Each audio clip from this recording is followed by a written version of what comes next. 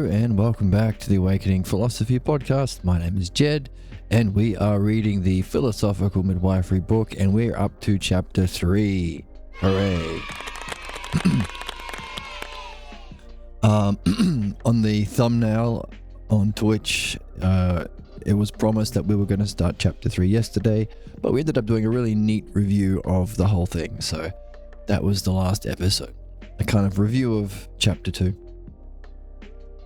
So, chapter 3, let's jump in. Thank you for joining me if you're joining me live on chat. And if you're watching on YouTube, hello and welcome. Let's jump in.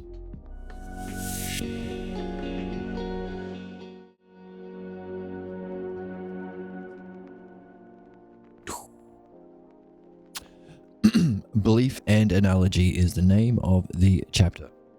Man seeks to know the nature of the reality he has been born into and desires to discover his role within that reality. Yet, as noble as this quest is, we find man everywhere accepting, here we go, appearance for the real.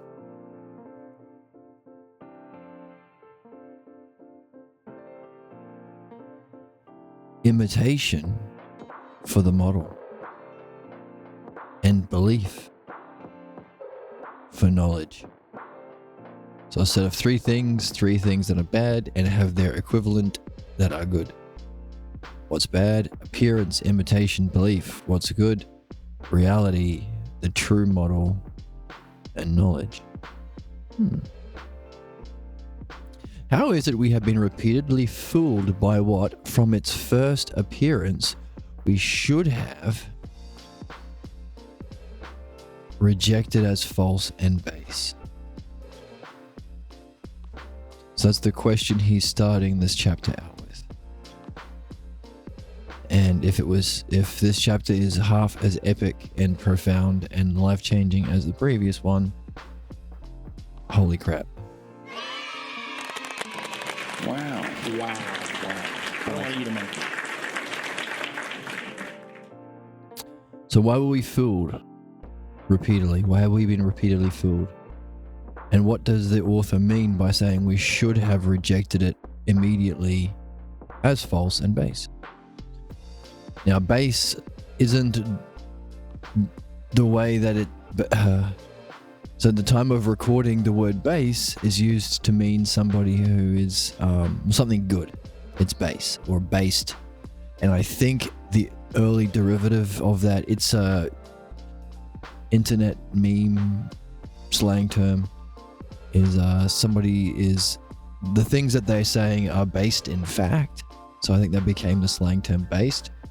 And I may be coming off really old and grandpa like, this is what they mean. And they also have another thing called a skibbity toilet, you see. Now let me tell you where the word skibbity comes from. But it's important to recognize it here because based is bad. That's what it used to mean. False and base.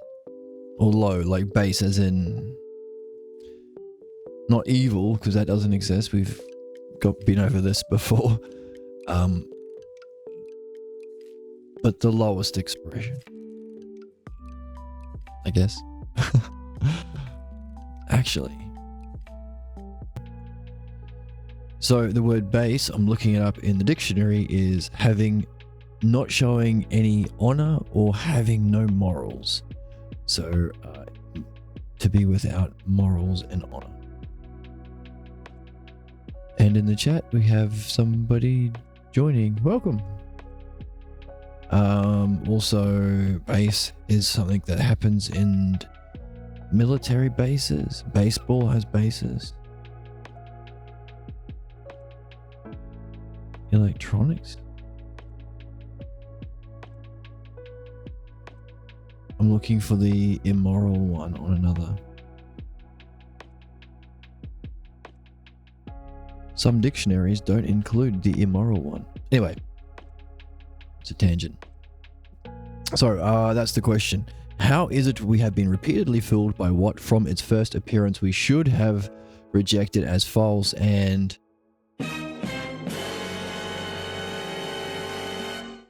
base.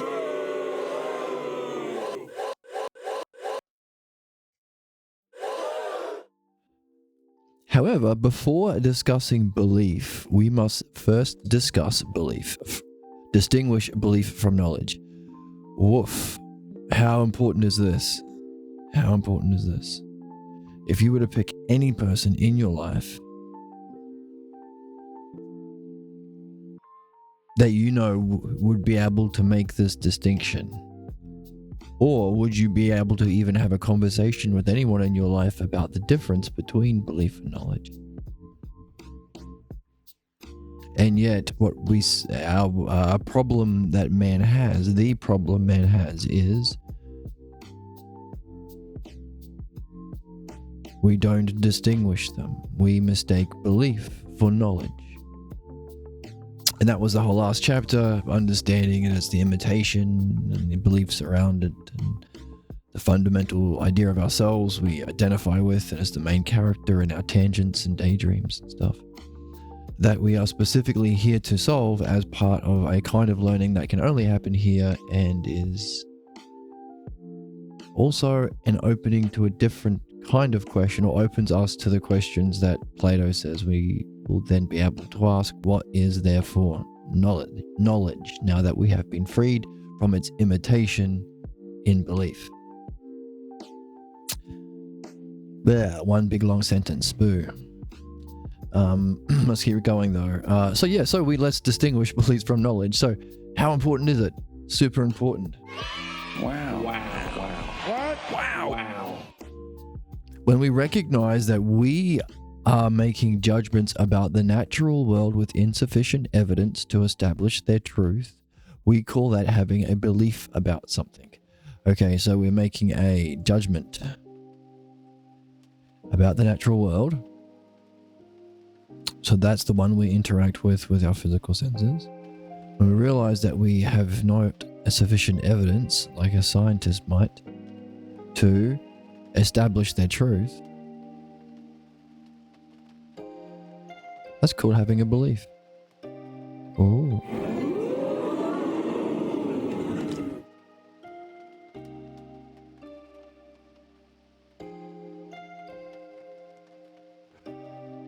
We are making judgments about the natural world with insufficient evidence to establish the truth. I suppose sufficient evidence would be understanding or something like that. But let's keep that question open. And we call it knowledge when we have sufficient... Oh, there we go. There's our question answered. We call it knowledge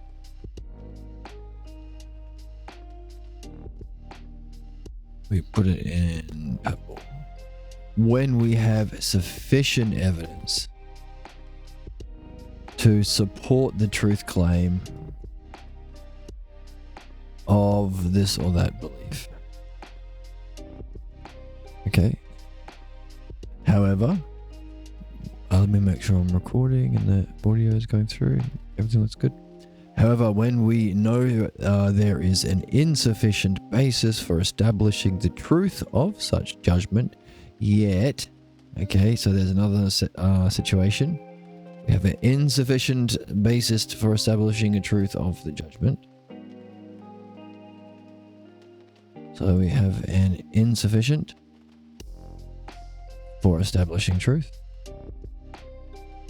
Yet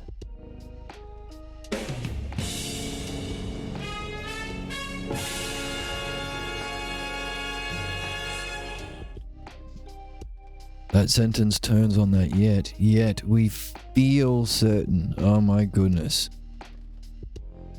Doesn't that sound familiar? We feel certain. What? Oh goodness, what happened? Yes. We feel certain that it represents the actual state of affairs. Then we say we possess or are possessed by.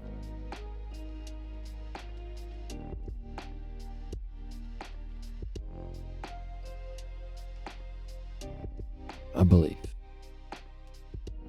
Okay, so we can be possessed like a poltergeist possesses a house. And how's my lighting? Not doing too great.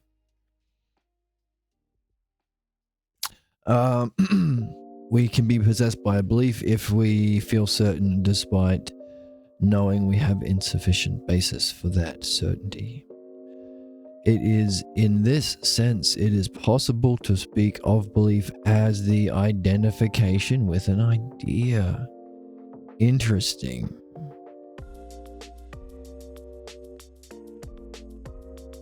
Identification with an idea.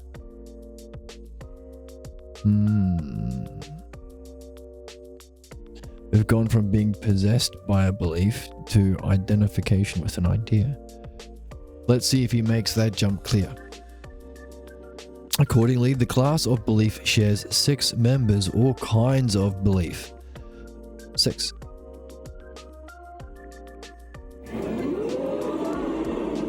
Each kind of belief shares something in common with the others, yet each has its distinct difference. So there's something in common or same, and there is some difference. The common feature of any kind of belief is that it assumes something about the actual state of affairs. So it's about this.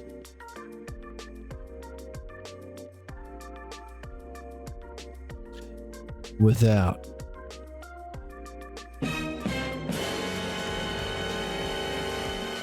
I'm saying it down a little bit. Without the knowledge to support its claim.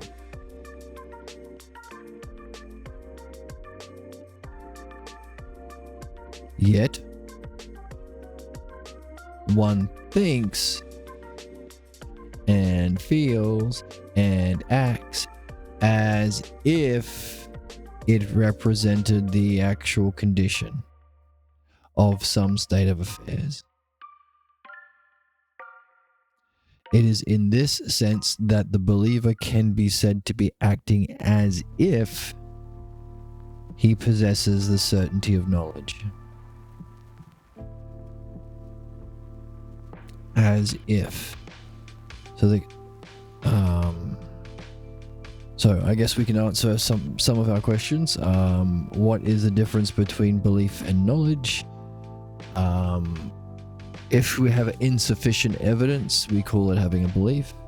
If we have sufficient evidence to support the truth claim of a belief, then it's knowledge. We can be possessed by a belief if we know there is insufficient basis for the truth, yet we feel like it's the truth. And it sounds like what he's saying here is the reason for that kind of thumbs down. Reason for that thumbs down, I said to the computer. There we go. Yes, the reason for this irrationality, we could say, or undeserved loyalty or ignorance that we feel is true, is that we identify with the idea in some way and so become possessed by it. Which is interesting because we have identified pathologos as a kind of belief and one that is parasitic. Thumbs up.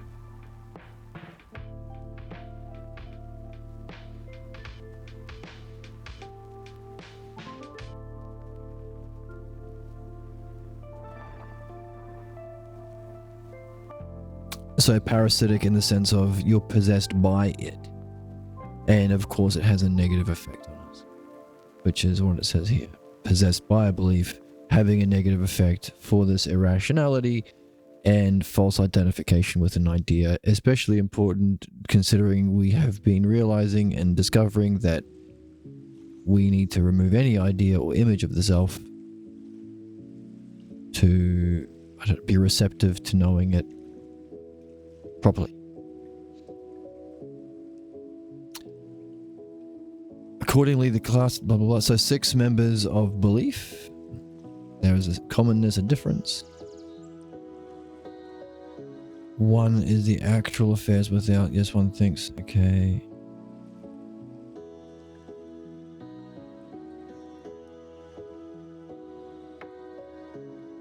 The common feature of any kind of belief is that it assumes something about the actual state of affairs without the knowledge to support its claim. Yet one thinks, feels, and acts as if it is the actual condition of some state of affairs.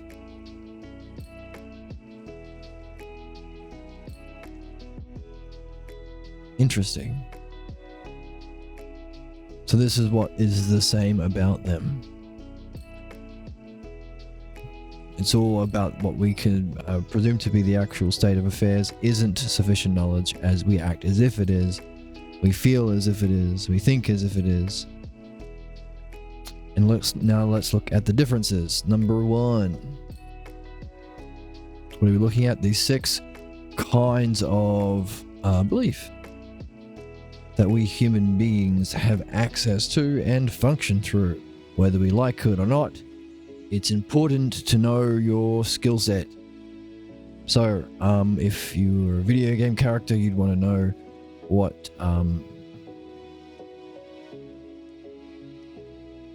maneuvers, what attacks you have. Yes, maneuvers or attacks you have.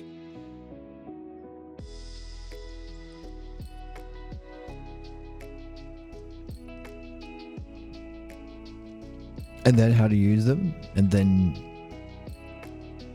figure out the goal to which you use them, and so on and so on. So this is what we're doing here. We are, for our character, the human being, whose job is, as we saw last time, primarily not physical.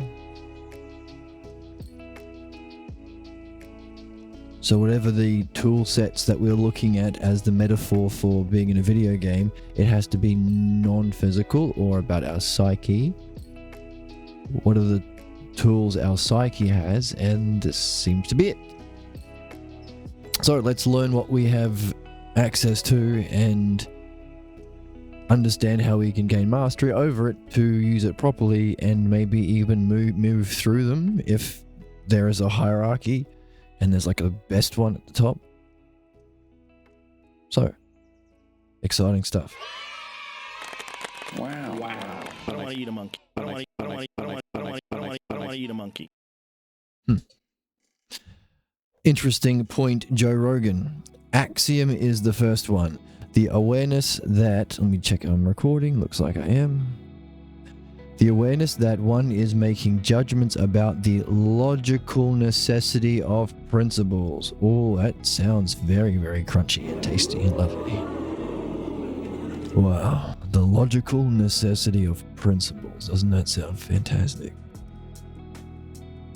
Of the natural, and here we go, or theoretical world. So, interesting. It can apply to, well, when he says theoretical, I wonder if he means metaphysical.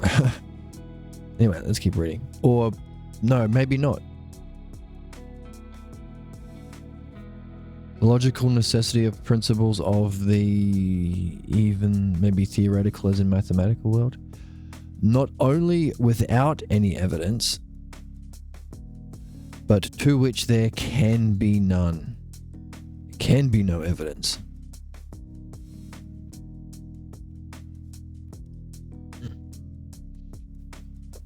Yet, thinking, feeling, and acting, those are the things that we do as human beings based on whatever button we've pushed. It's going to be one of these 6, it seems.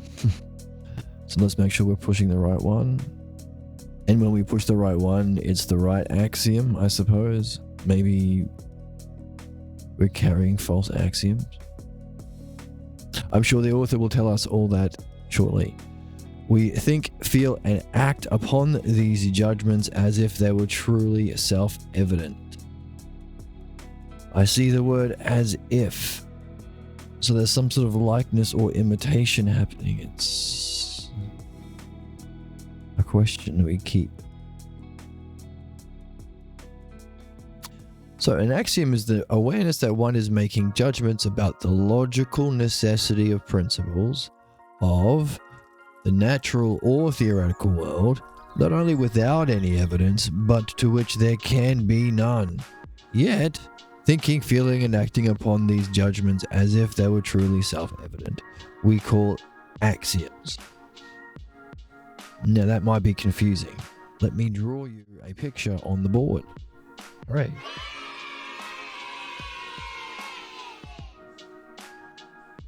An example of an axiom that I've can explain is one from Euclid. If this line that we will call line A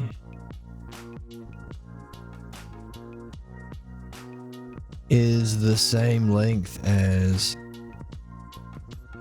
this line we call B, and is the exact same length, and there is a third line, line C. How's it showing up on the board? Maybe we can zoom in a little bit even.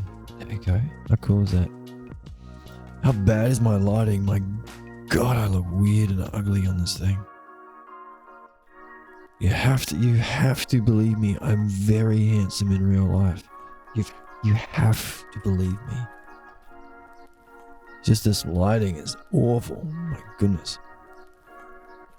Anyway, if A is equal to B, and also that's a third line called C that is equal to B as well, then we would look at that and we would say, hang on a second, that would mean this A here would be equal to C. Because they're both equal to the same thing, they must be equal to one another. That's an axiom. How can you prove that? I don't know. Don't think anyone has figured out how to prove it.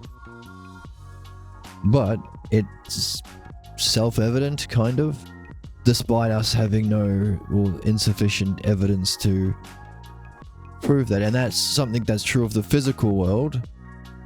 If if we're having a pizza party and you wanted some soda pop, and I poured the same amount in your drink as I poured in Max, our mutual friend Max's drink, and my drink was the same as Max's, then my drink would be the same as your drink. And that's an axiom, and you can't prove that, but we know it to be true. Oh, and also of math. Like here we go. This is the theoretical example with the lines in the algebra.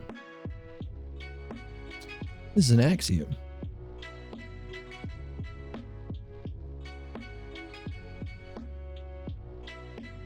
Sounds like a cool band.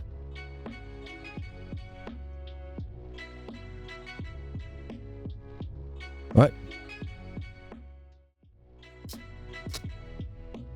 That is one of the 6 tools that we have at our disposal as human beings, that I suppose if we manage well through this art, we will be acting, thinking, feeling, and acting more in harmony with... I don't know. I'm getting ahead of myself. Let's keep reading. Scientific belief. The awareness that one is making judgments with sufficient evidence about the natural world. Interesting. So we've lost the theoretical world already. That's interesting. So already we see a difference between the axiom and scientific, or level 1 and level 2. With insufficient evidence about the natural world to justify a conclusion, but aware that in principle it may be challenged.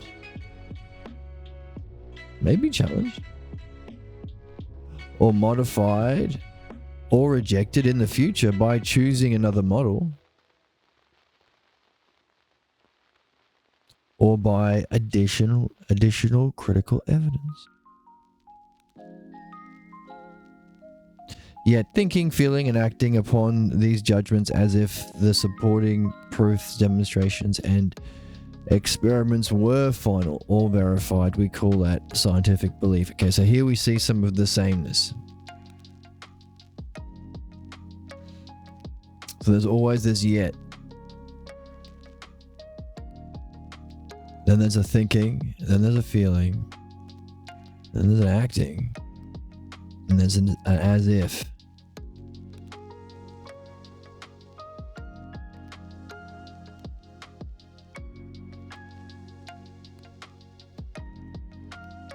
So let's put this in purple. Yeah, the natural world here is the same as here. So the difference between the axiom one is about logically necessary principles, like the one we pointed to with the soda and the pizza. Can apply to the theoretical world. You can't prove them. They can't be proven. They're kind of self-evident. But that means we have yet to prove them, and yet we act as if they have been proven and they're true. So there's that. I'm trying to... Okay, no, it's the wrong direction. This one. Okay, let's try that.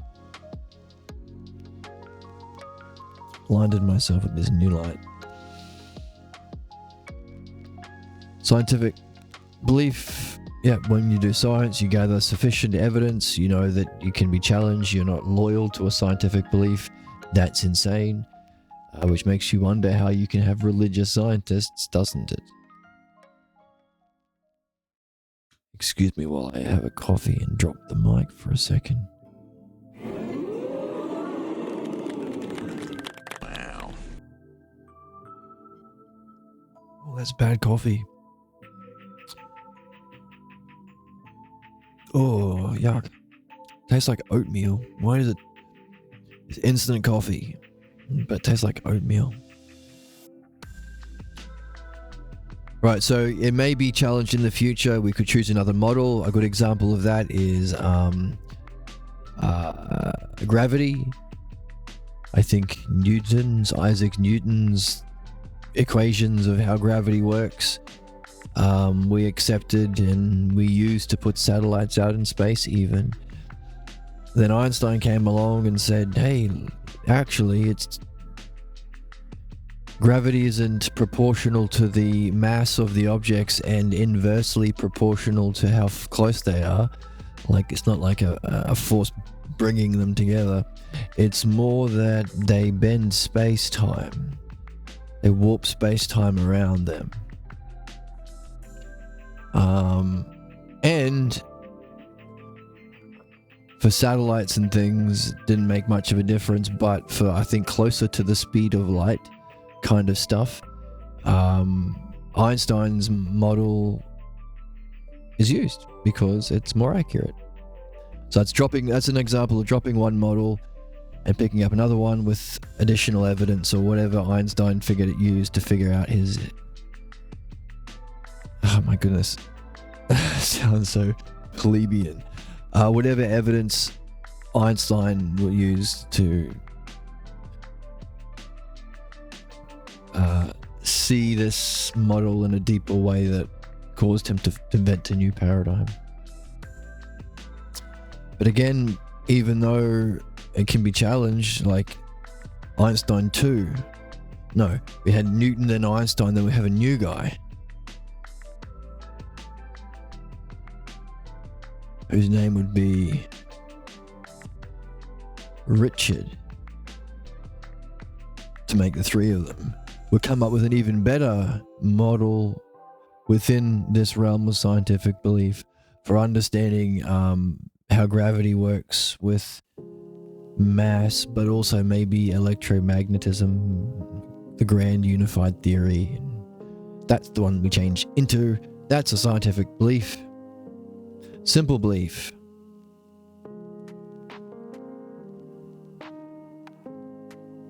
The awareness that one is making judgments about the natural world. Okay, so we definitely see a kind of hierarchy already emerging, which is a fun way of like looking at this. We're looking for the hierarchy. That's the understanding.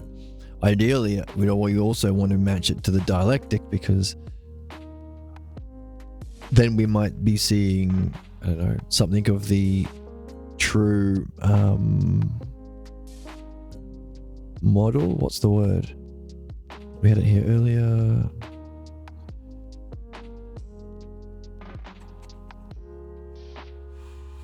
Yes, model. Yes, we accept the appearance for the model. So you could say this is the appearance in our experience of these 6 cognitive functions or weapons we have. Not weapons, they're not weapons. Things that we have at our disposal within our psyche to, well, I guess, causes how we think, feel, and act.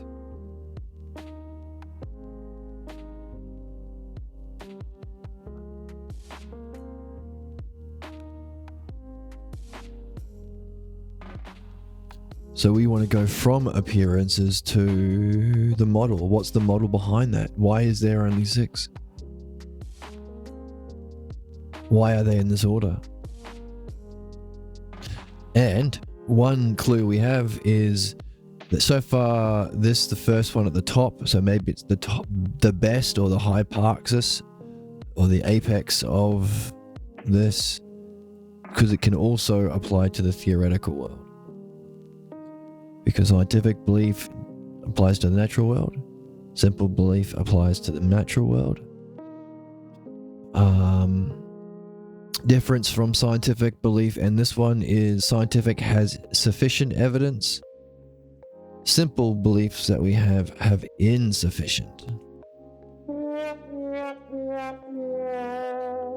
And then there's the but still.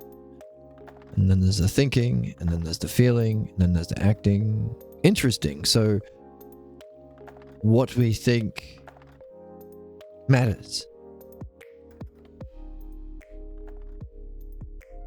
Because it causes our thinking, our feeling, and acting.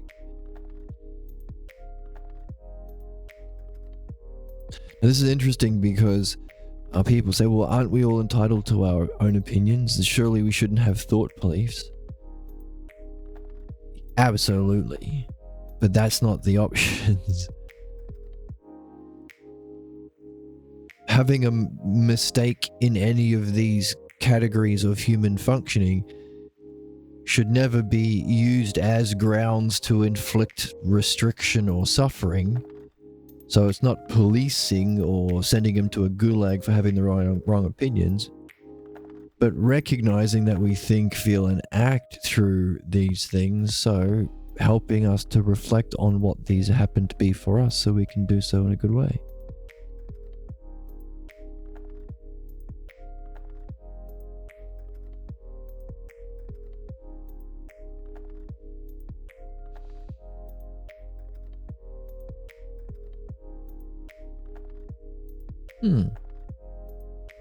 It's about beliefs matter. Again, the conversation isn't between death camps for thought crimes versus pretending that any false opinion or belief is just as good as a good one. That's not the options. But it is important to point out that there is a truth. Or a development within each of these levels towards closer and closer reflection of truth.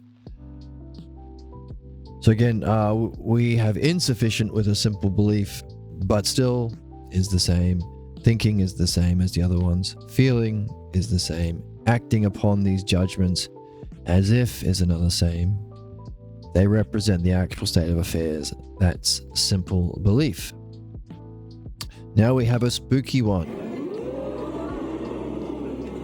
Wow. Wow. Wow. Wow. Wow. Wow. Called supernatural belief. Okay, we'll make that a color. We'll make it. So we're using yellow for the sameness. So let's use green. The awareness. How's my audio? Seems to be recording. The awareness that one is making judgments about here's a difference about oneself and about how the divine,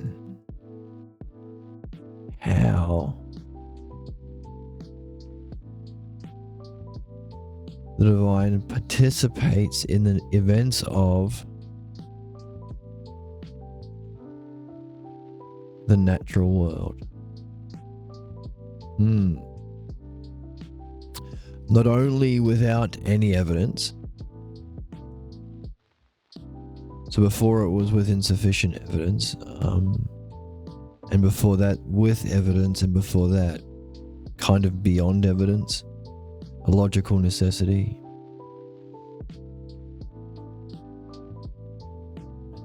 But all the way down here, number 4, without any evidence, so we should highlight that with the right button.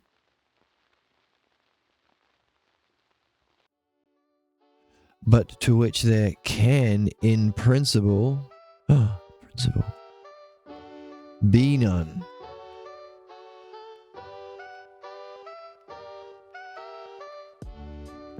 And there's the same yet thinking and feeling and acting upon it as if. So we seem to function as human beings, at least at this level of reality or this level of cognitive function, through analogy, which is interesting because we have already identified in the last chapter that the root of our pathologos problem is a false analogy.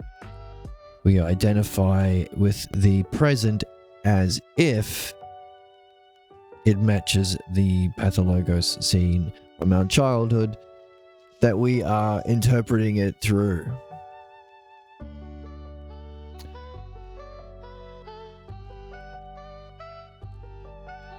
The song's a banger. So weird. Dun, dun, dun. So acting as if, so that's the analogy. It truly represents the actual state of affairs.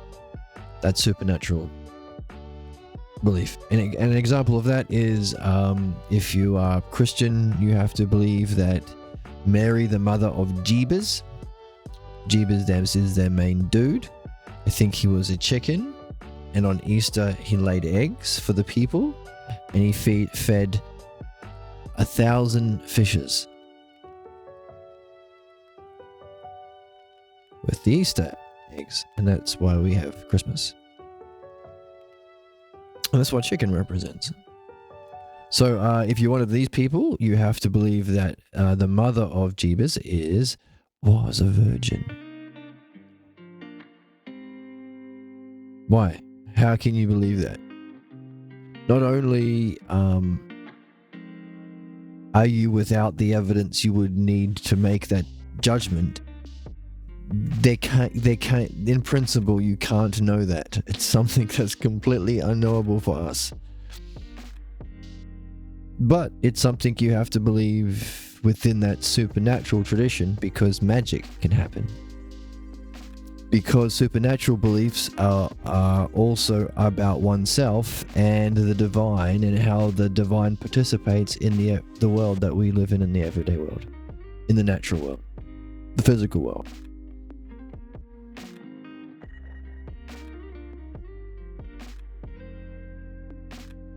What does God do to us that we can experience and through our physical senses? Okay, so we see definite degradation. There's definitely, the top one is the best, the most true, an axiom. Then sufficient evidence with a scientific belief. Then insufficient evidence, but doesn't seem to be a big deal with a simple belief. An example for that is like you have a simple belief that your car needs petrol.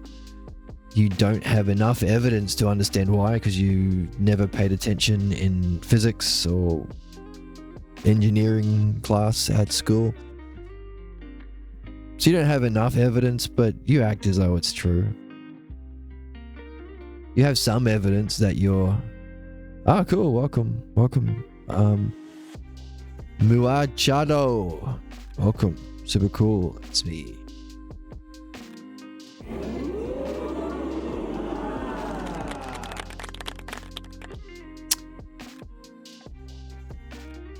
Yeah, so without being a mechanic, having enough evidence but not sufficient to call it a scientific belief, you have a simple belief that your car needs petrol. That's number 3. Number 4, belief about stuff that is not provable. In principle, you can't know whether Mary was a virgin. It's not something you can get evidence for, yet you can be asked to believe it. So that's sometimes called an absurd belief as well. But supernatural belief is the name given to it here.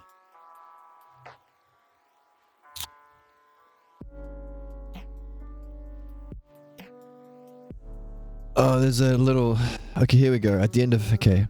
Simple belief. The awareness that one is making judgments about the natural world with insufficient evidence, remember, with the petrol, to establish the truth, but still thinking and feeling and acting as though you should put petrol into your car. That's a simple belief. Asterisk. Here. There are some philosophers who argue that even though some assertions are believed when there is insufficient grounds to justify them, ideally, no one, they caution, should have inadequate justification for their beliefs. However, if fully justified beliefs presuppose models of science, then it would allow merely a movement from simple belief to scientific belief, but not an escape from that realm of belief. Okay, so it sounds like he just slammed some academic philosopher or point of view that might be common in academia or something. I didn't understand what happened, so I'm going to read it again. So, simple belief. Remember, insufficient evidence. Even though they are believed... Okay. Some assertions are believed when there is insufficient grounds to justify them. Ideally, no one should have inadequate justification for their beliefs. Alright, okay, so he's saying that some philosophers say if you have a simple belief like that thing with your petrol, you shouldn't. Ideally. If fully justified beliefs presuppose models of science, I suppose, yeah, you'd have to use models of science to study that mechanic course, then it would allow merely a movement from simple belief to scientific belief, not an escape from that realm of belief. So it really hangs on the word escape.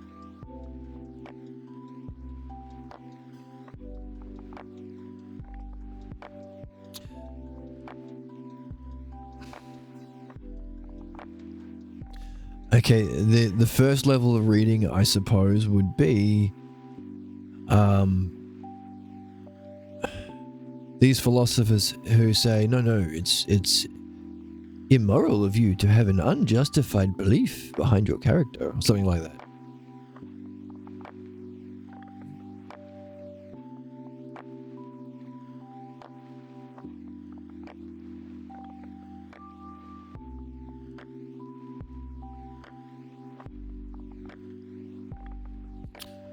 Then I guess Pierre is saying, yes, but that means that you can move from simple belief into that justification through a process, meaning you had to start somewhere in whatever it is that you're learning about. So you can't escape the existence of it necessarily. Or there's the next level, which is you can't escape being in it for many things at many times. In other words, we can recognize ourselves when we may be on one level and use this model of science to transition. But I guess even then we might fall down or something. There's no escaping it. It's not a permanent movement.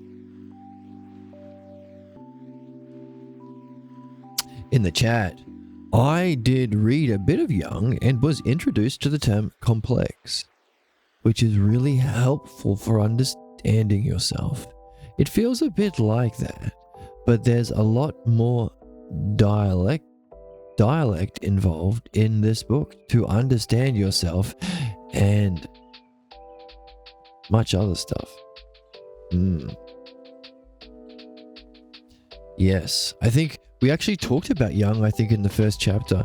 In the first chapter, we're on number 3 now, we're just starting number 3. The first chapter, like, the author of this book, like, meets some, like, key figures in recent history, like Alan Watts, and who's a key spiritual figure in Western culture. We talked about Joseph Campbell, who realized there might be an archetypal hero's journey. But also we talked about L. Ron Hubbard from Scientology. Also our author fought in the war against Hitler, so we say hooray for that. But Jung was one of the people I think we took down at the beginning as someone who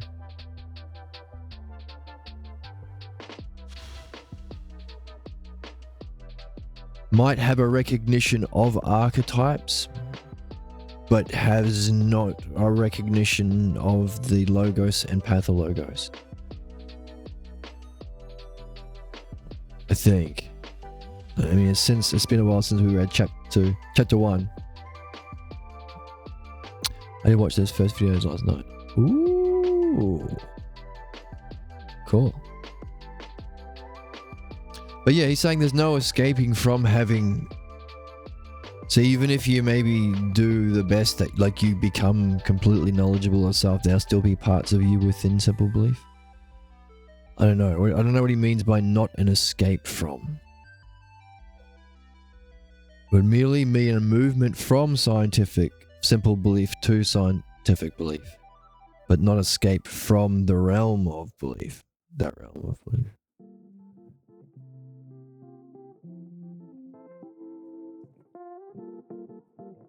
So I think whatever take we have of this here, it seems to be he's making the case that there is a necessary permanence in reality for there always to be this realm of belief as simple belief. There's no escaping it, but there is a development through it. So, axiom number 1, principles that are just beyond truth, beyond evidence. Scientific belief, you got that evidence with you. Simple belief, you don't have really enough, but who cares? Supernatural belief, what are you, absurd? Not only do you have no evidence, you can't get what are you crazy? Absurd belief, supernatural is another way of talking about supernatural belief. Oh no, but also supernatural belief because it's also about oneself and the divine as well. So that's a new inclusion. Prejudice is number 5. So we will highlight its name. No, we won't because it's weird. We'll highlight just the last, this bit here. Prejudice. As in pride and.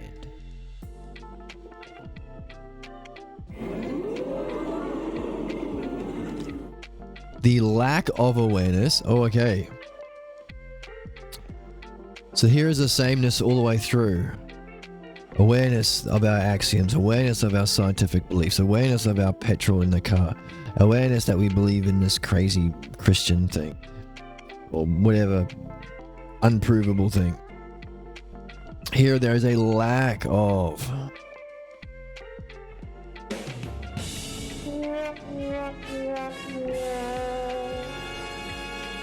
A lack of awareness. So that's a difference. Or only with some.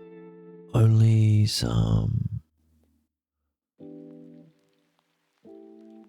Only some awareness. Just a little bit of awareness there. Just a little bit of awareness. That one is making a judgment about the events in the natural world again. So we definitely see a hierarchy. With insufficient evidence, kind of like simple belief. So we'll make that the color of purple. To establish its generality, here we go. There's a establishing of generality. While that's different. While being unable to accept. Whoa. Okay, now we start to become a bit of a jerk. And our personality, I suppose. Or a bit of a small-minded person, or a bit of a bigot, or well, I mean, it's prejudice, right? I mean, come on, you can expect this kind of stuff. You can expect this kind of stuff. Phoenix puppy. Puppy? Phoenix baby. Baby stuffy. Buffy. Buffy. Baby stuffy? Would you slay a vampire? Ooh. So we are becoming indignant. We are unable to accept. That's something new. So we'll put it in purple. That there is insufficient, that there is sufficient evidence to deny. Wow. Okay, so now at level 5 we have a kind of a conflict. This is crazy. All up in here.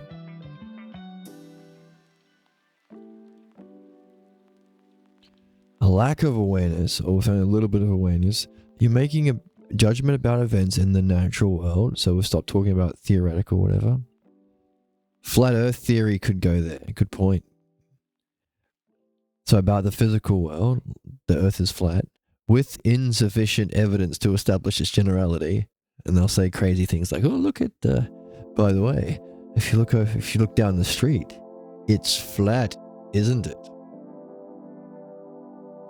That's insufficient evidence to establish the generality.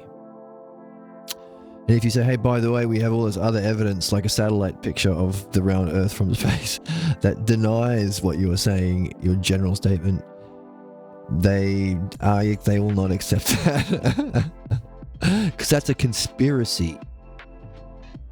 Photos in space. What do you need for a photo? Light. What's not in space? There's no light because there's no particles. Or something.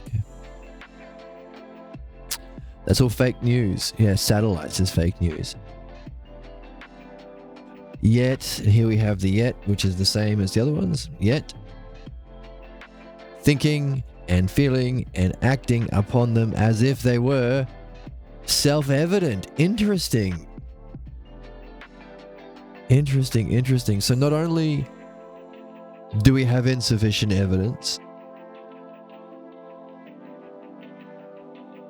See, I thought the problem was we just have a lack of awareness. We don't have enough evidence. We've mistaken being in simple belief for being in scientific belief. We think we've done enough evidence. But then there's another element of being obstinate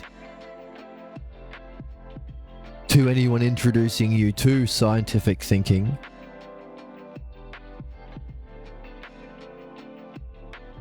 But here we're saying, no, it's a self-evident proof. Self-evident truth. General truth.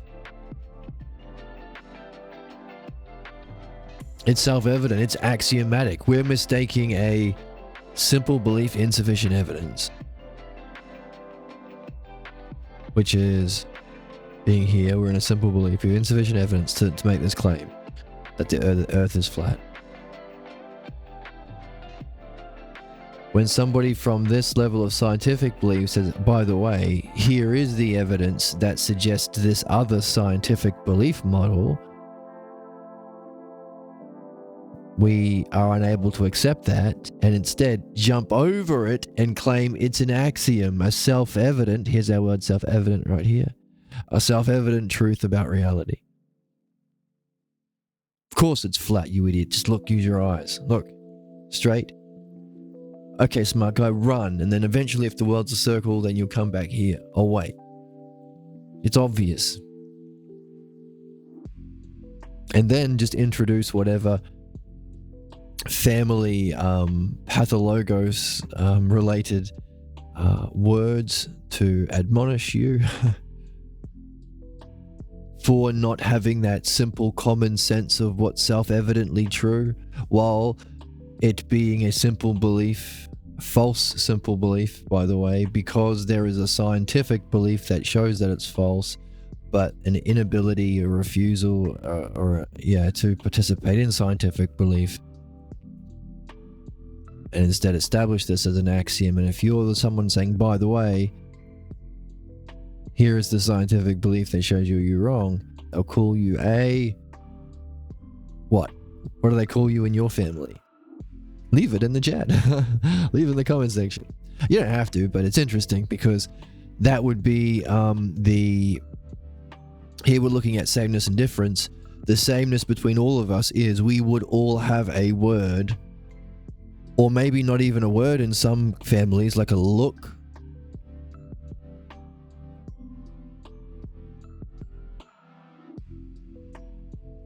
Or maybe a cultural expression. Give yourself an uppercut for challenging the self-evident prejudice.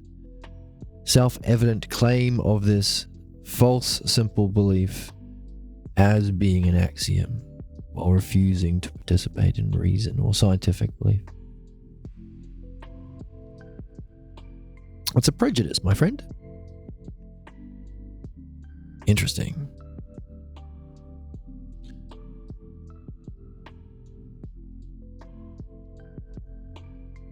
Now, the reason why I bring up the sameness would be we would all have some sort of expression or word or term to vilify or put down because they can't participate in the scientific beliefs. That's what they are unable to accept. They can't reason through their argument. Also, it's not able to be reasoned through because it's self-evident. It's an obvious thing. Isn't it obvious that all blacks are, all Mexicans are, all Jews are? You know, you can imagine the end of any of those sentences.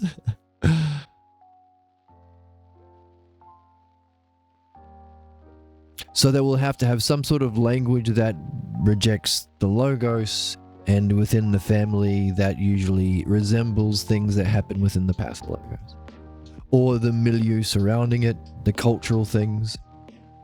Hey, asking questions, what are you, a geek? If that was your culture.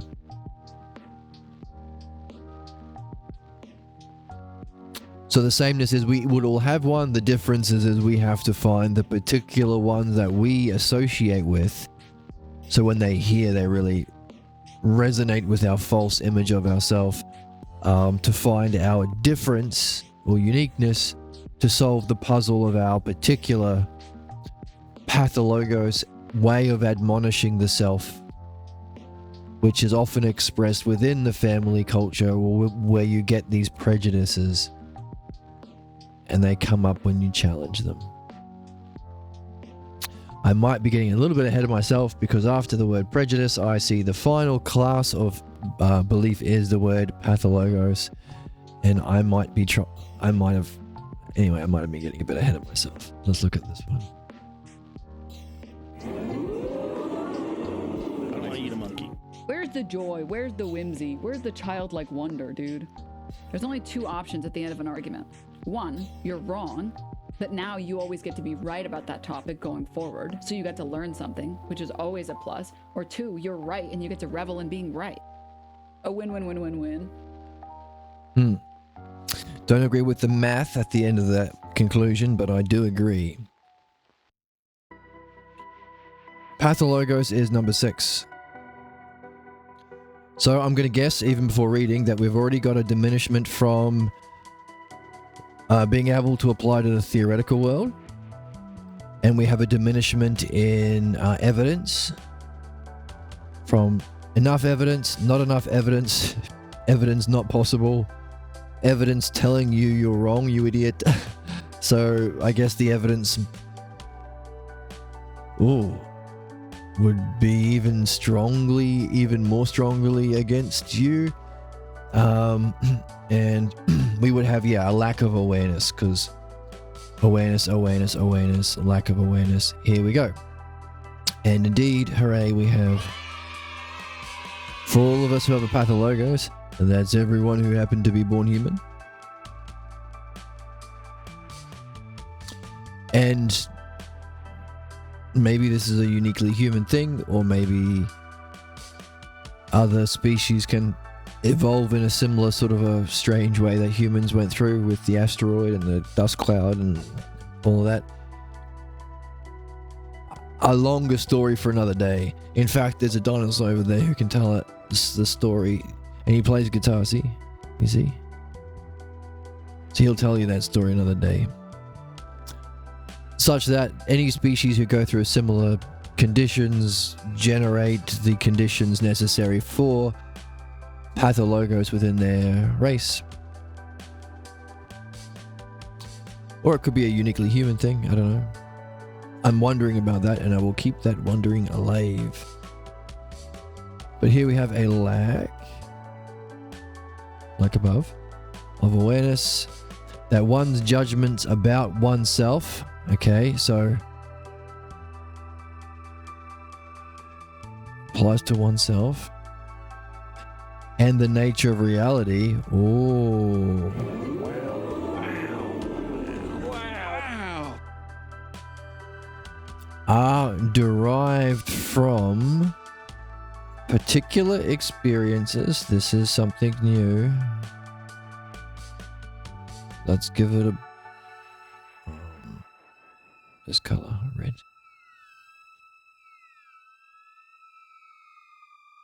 In one's past, generalized to all. The false analogy, the false general, applying to the present as if we were in the past. God, look, it makes me look so red. In the face, goodness. That's a bit better. Got a gross color though. Yeah, the pathologos is very similar in the chat to Jung's concept of a complex. He even offers a kind of remedy for it with his famous quote, "Until you make the unconscious conscious, it will direct your life, and you will call it fate." Yes, we read about that last time. Recognizing our fate is because when we do apply without realizing we're doing it, with a lack of awareness, apply to our present an analogy that this present situation is like our past scene. We don't know we're doing it, but that's the interpretation or projection that we're doing to try and conform reality to fit our pathologos beliefs.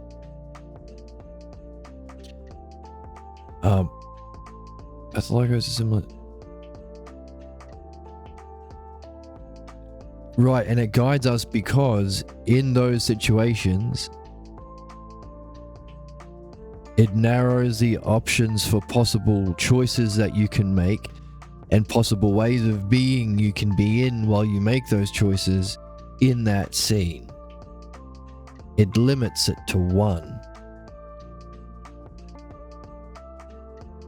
So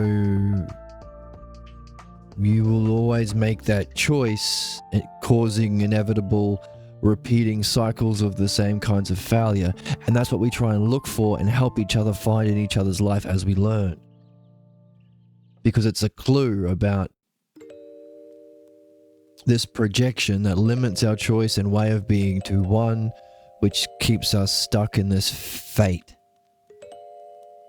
And then we also asked the question last time, hang on a second, if we figure out this pathologos belief about oneself and the nature of reality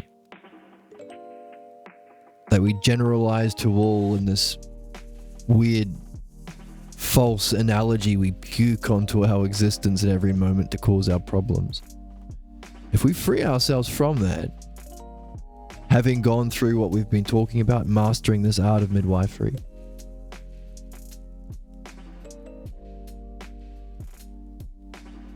In the process of learning it and doing it, so we become free of that, and also realize that, hey, by the way, there was a necessity and a benefit for us learning the pathologos necessarily as part of the human condition, because it forced us to address a problem that prevented our taking an opportunity that was about a mystery that our soul had an opportunity to participate in a greater way in before our incarnation. So we're forced to get a problem to help us address that. And also to learn a skill, because as we said last time, if you could remove that false belief that's causing your problems over and over again with a pill, we still wouldn't take the pill, because we're also here to learn this art or process or activity and also ingrain it into our way of being. So that's the education of this skill and the nurture by doing it at all times, so help each other and support each other in this community and all that. And everyone in the world. Imagine. Thinking of playing a song, but I thought against it.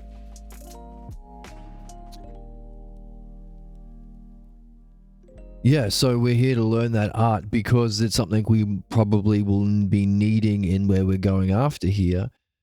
So not only have you freed yourself from the pathologos, you've seen the kind of goodness and necessity of it, and also of it being the human condition, which probably softened you as a human to other human beings, made you more empathetic to their situation, while also learning a skill that allows you to actually understand what's good and benefit people. So you're in a rare condition where you, as a human being, you're a rare situation of a human being to actually have what is needed to help people.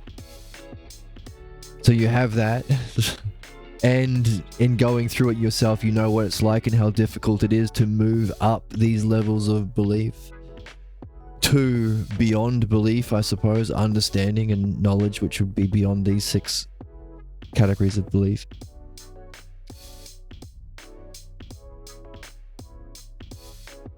Such that you are more completely and authentically, freely yourself.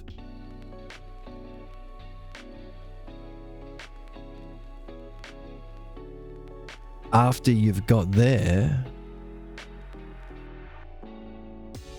or freed yourself from fate, you are left able to go through a new door, which is asking the question, if not this, what then? If my soul was seeking this false image, appearance, imitation of goodness, of truth, of the self, of reality, that caused me to be stuck in this pathologos sickness. Well, if the pathologos is not those things, what is? Or if I'm not supposed to be doing that, what should those forces of our soul be seeking? Or if not the pathologos, where would the logos take us? In the chat.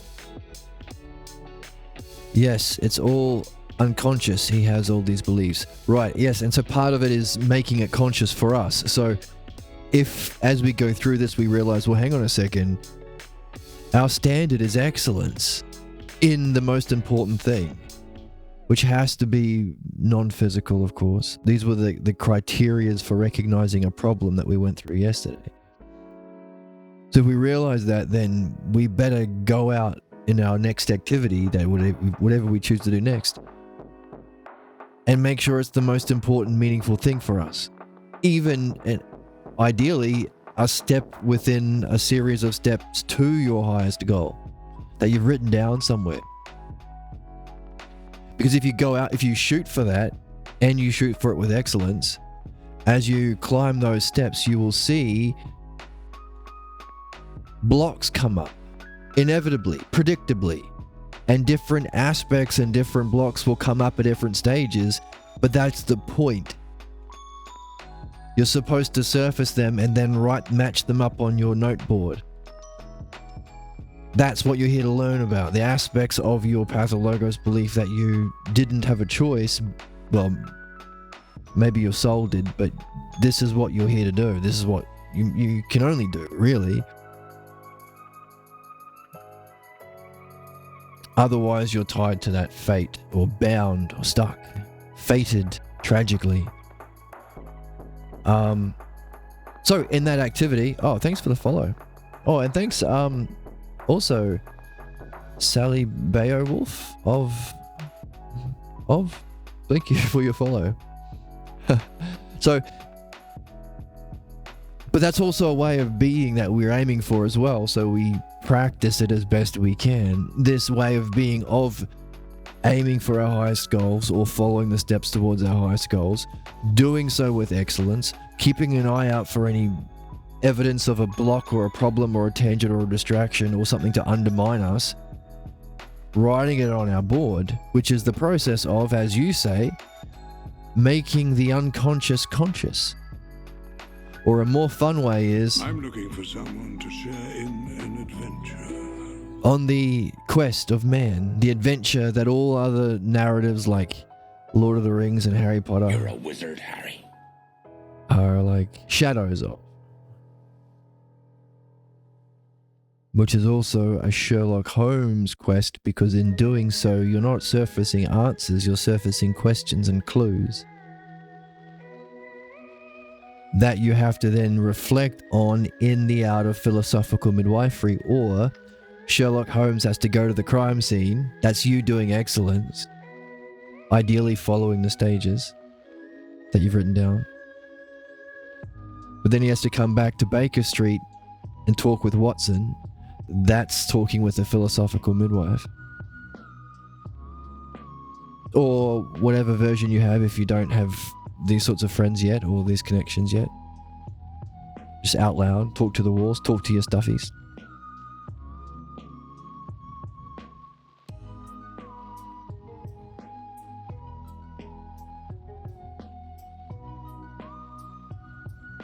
As your actual equivalent of Sherlock Holmes going back to Baker Street and talking with Watson about the clues that he found.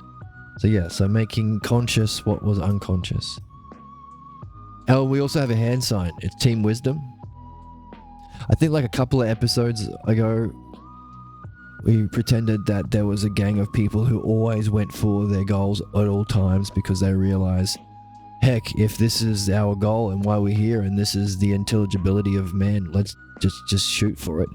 And so they went for it. They were Team Wisdom. And it wasn't very funny at the time, but it's something that I can do with my hands. It's not easy. You have to think beyond the ego to do it. It's much harder than it looks, at least for me. Right. So what you might call the ego, we would call the pathologos image of the self. So we're trying to, that's the thing we're trying to surface and identify and put words on. And you're right, it's hard. It requires us to develop character and courage and the courage to share what we're doing and make connections, because it's not a solo quest. I'm looking for someone to share in an adventure. And that's all part of it. That's part of, for some reason, having to go through it as an experience firsthand. I mean, it has to be some reason for us having to go through this shit. So in going through it firsthand, you see how you also have to develop character, but also see the importance of character.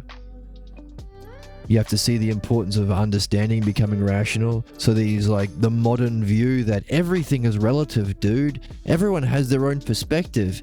If somebody has a number on the ground and it looks like a 6 to you, someone standing from the other side, it's a 9 to them. And they're both right, man. I saw that on Facebook. My grandma showed shared it.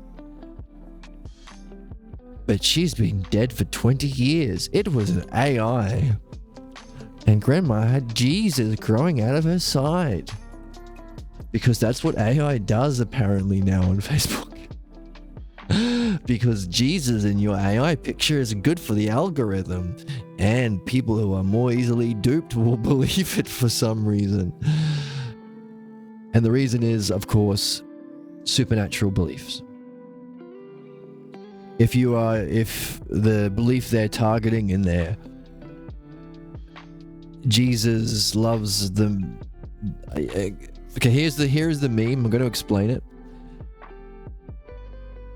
Facebook is dead. It's all AI slop. It's all just nonsense. It's the dead internet theory. It's AI bots talking to AI bots. But sometimes they get real people, usually old people and usually religious people, to believe it's not AI and then like or whatever, and then this is used to extract their details and whatever, all their private information that Facebook is well known for being very loose with. Anyway, so what the meta is, or what the most effective AI way of generating image slop is to have a war veteran somewhere being alone on his birthday. That can be a theme. Or an African child, or a small group of starving African children. And Jesus is almost always there.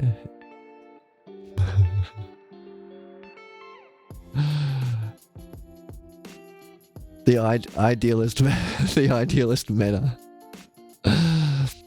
Why the hell am I talking about this?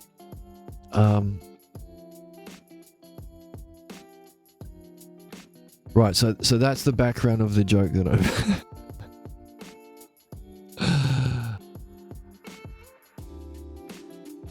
about Grandma, but actually it was AI, and it's got Jesus growing out of her, because on the picture of Grandma on my Facebook, Grandma's gonna live forever because she's an AI now, and she has Jesus growing out of her side, because it's AI. Some of these images that are generated in is like almost all of Facebook now, which is why they have to pivot so hard in their marketing towards virtual reality shit no one wants or needs, instead of actually addressing the real problems that you should be using your wealth and power and technology to fucking solve, because we're all human beings. Wake up a little bit. The reason they're pivoting so hard to marketers with the VR shit is apart from those old people, it's just all AI bots talking to AI bots. Therefore, some of the pictures are insane, grotesque body horror images of like 5 African children somehow growing out of one organism. And then Jesus is there as well. And then there's the birthday cake from that other part of the meta, and then there's an American soldier there because that's part of the meta as well, and but it will have like 1 million likes and comments because it's just all other AI bots who can't distinguish body horror slop from reality.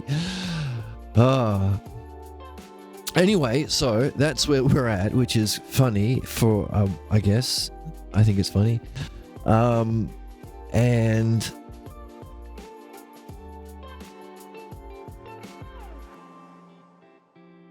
that's the sort of person who would also post on Facebook that everyone's opinion is equally true, and would have that picture of the 6 looking like a 9 and a 9 looking like a 6.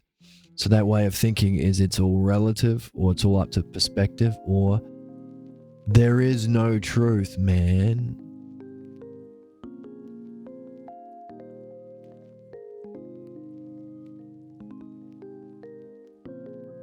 And let's look. Oh, I think I might be getting away from the question.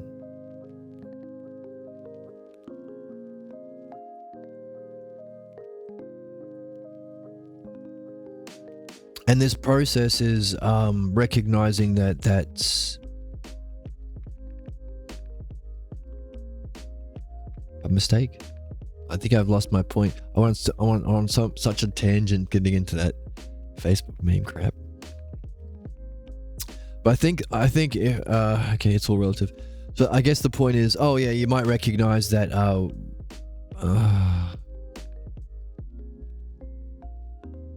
we have to recognize the absurdity of the position. It's all relative. We have to insist on the model, or recognize the value of learning truth and not pretend there isn't any. And that's what we're at. That's kind of where we're at as a society now. All you have to do is look at how belief is relativism plays out in the world. It ends badly, yeah.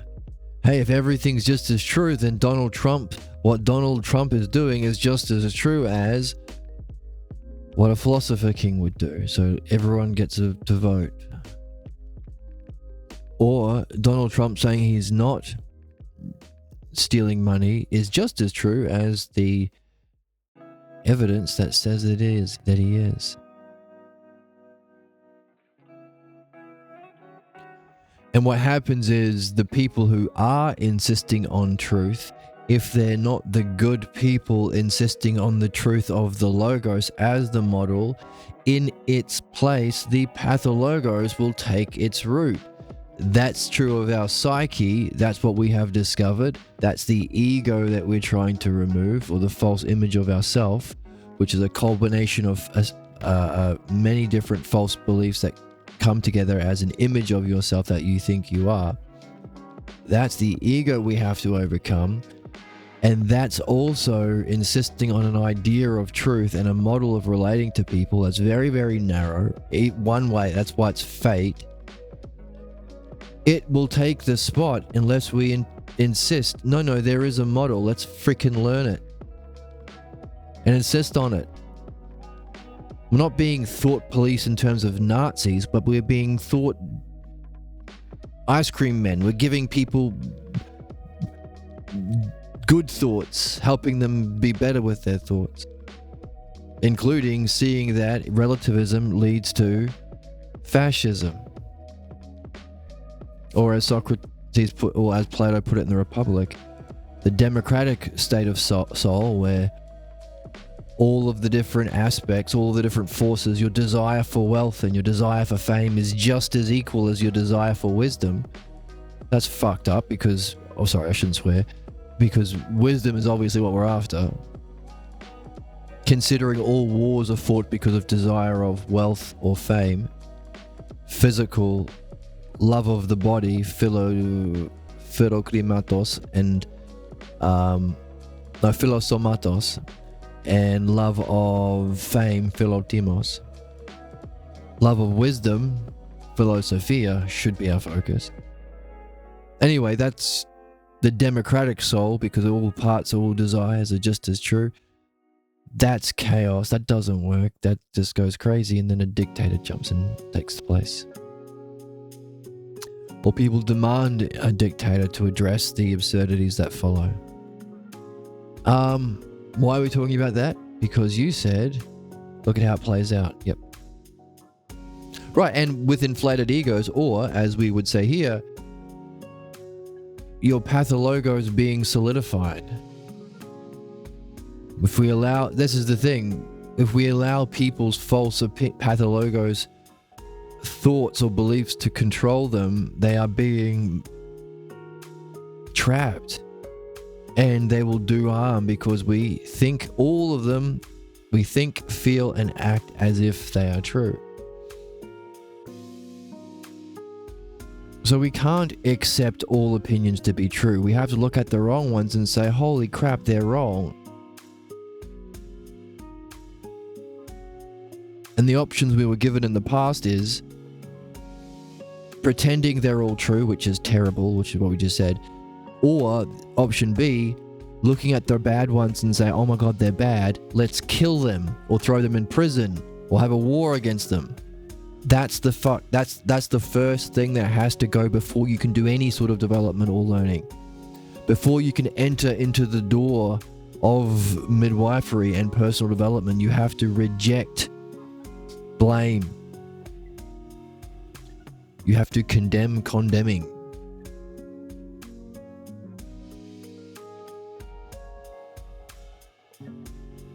So no, the options are not let everyone be suffering from their terrible beliefs that will then be played out within humanity, and because that's what the pathologos is,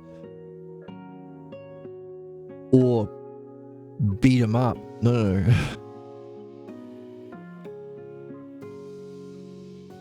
Discover and insist on the truth so those people are not harmed and the people that they have power over are not harmed. Insist on logos, self-logos. It is true, universal, understandable, the paradigm. Because if you don't, we will mistake the paradigm with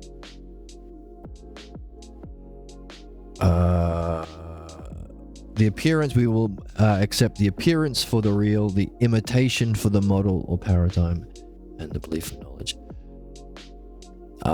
Catching up on the chat. Yes, in the videos, I was moved by PS Story in the war. He thought he could have done more. Yes. It sounds like in that story, he was super, super courageous and won all these medals of honor and courage. But yeah, he recognized where he could do better. And he also recognized, I think, a Japanese unit. Or Japanese American, I think. They're a very famous unit, I think, that were even more courageous than his unit. Him from Brooklyn, and I think a group of Texans who did a lot, and I think were responsible at turning several major battles. But even they recognize this Japanese American unit as participating in a level of courage and excellence beyond what they were at. Wicked. Because that's what we're learning, right? We're learning, hey, if we can free ourselves from this, the false model of excellence, the false model of virtue, the false model of truth, or whatever. Yes, you have to insist there is such a thing as truth. So if you have relativism, you're going to have to get over that hump before you can address the truth. But because we have problems and they're only solved by understanding their origin,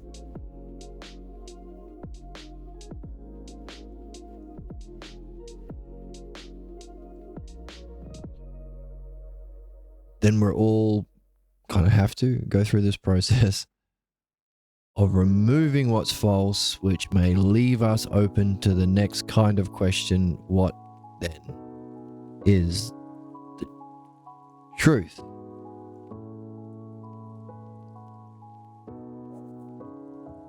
And I guess you go lots of ways with that. What's the truth about your soul? Like, if you're escaping your fate, what's your destiny? What's the measure of man was the question asked last time. No, what's the measure of man, I think? What is the nature of man? Anyway, I've gone off on a tangent. Sherlock Holmes is a good analogy because he isn't searching for truth first, he's searching for the logos in the crime scenes. Well done. Very good. Yes. And that's why I love I don't know if you've seen the British series with Benedict Cumberbatch, the actor. I love them because it's very close to the logos. It's very close to what we're doing here, I think. Or maybe, I don't know, I felt that way. Because his superpower was reasoning. And you're right, he was looking for the logos of the crime scenes. Like the key terms, but also some sort of ordering and also some sort of flow in terms of time order, but also hierarchical order of importance to solve a mystery. And that's what we're doing. Our pathologos is our mystery that we're here to solve. But last time we read that Plato said, yes, and once you have solved that mystery that you must solve first, the most important thing for you, then the most moral thing for you to solve, if you recognize that the cause of your injustice towards others, especially the ones you love, and especially towards things that are most meaningful to you, the more meaningful and the more that you love them and the more beautiful they are for you, the more likely you're just going to play out your Pathologo's injustice the same way that you suffered injustice. That's not a blame game, but it's the truth. If you realize that, then you see, shit, I think the most important thing for me to do, at least first, is to not do that anymore. Which requires you to learn the superpower of Benedict Cumberbatch Sherlock Holmes. Learn to go to the right crime scenes. For us, the crime scenes are the opposite of a crime scene. Us trying to be most excellently doing our most meaningful goal, and or talking about that and sharing our understanding of that. That's the crime scene. And the clues are, I guess, the level of excellence we participate in, the states of mind we go through, any thoughts and images and daydreams that come up in as distractions or tangents. And it's only in this way can you show yourself and prove to yourself that you are rational. Your problems are all rational. You're not crazy, you're not sick. You're not living in an empty, cold universe. You're living in a understandable and caring universe, or friendly. You are in a friendly universe that is profoundly wise and profoundly cares about you. And the only way you can prove that is going through this process we're learning that you need to go through to remove your problem anyway. And in doing so, you become more rational, and you discover that you are rational.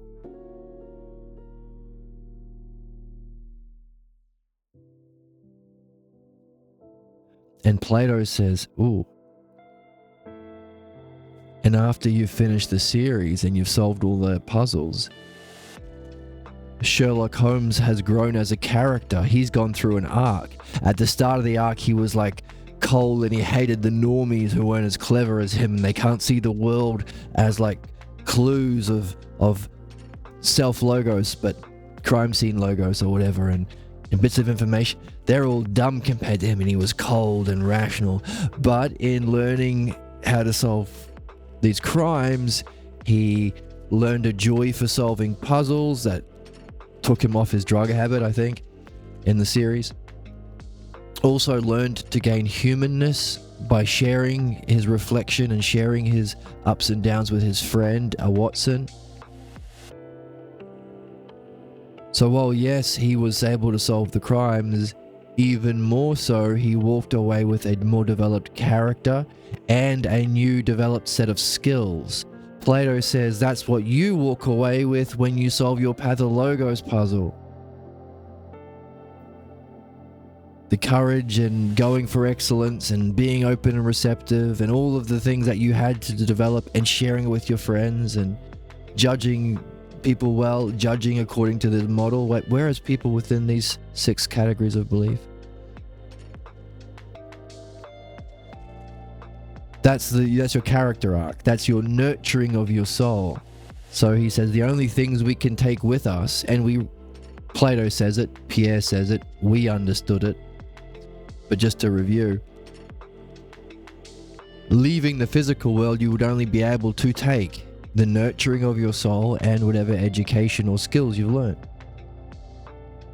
And that's the conclusion of our last chapter. Therefore, we can see that here we have to go through this process that not only solves this puzzle, but that's just season 1. Because now you've grown as a character, you have nurtured as a soul, having gone through this necessarily, and you've developed a skill set, the art of the dialectic, or the art of the midwife, or the art of the logos, you could even say. One thing.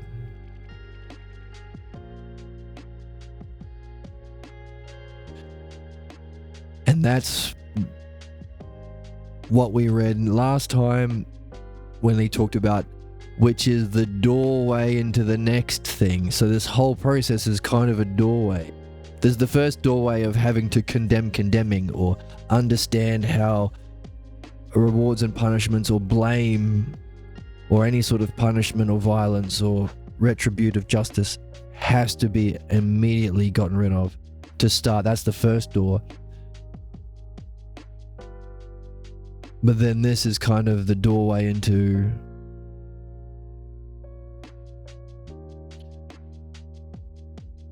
and that's the question, what's the next thing? And I suppose we would say maybe that's why we're reading Socrates.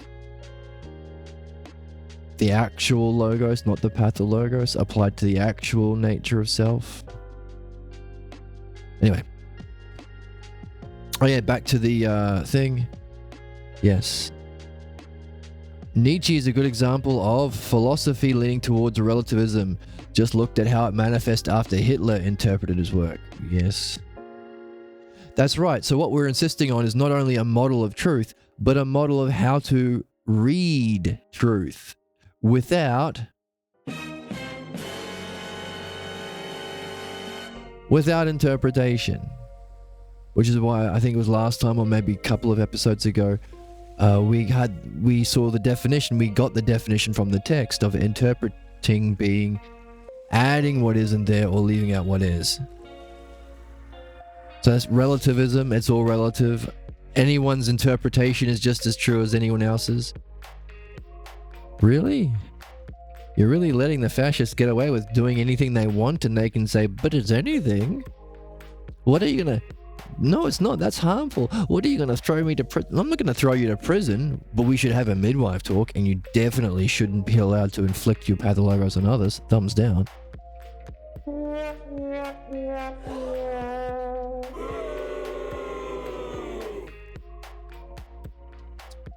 So understanding the difference between interpretation and seeing, or interpreting and reading,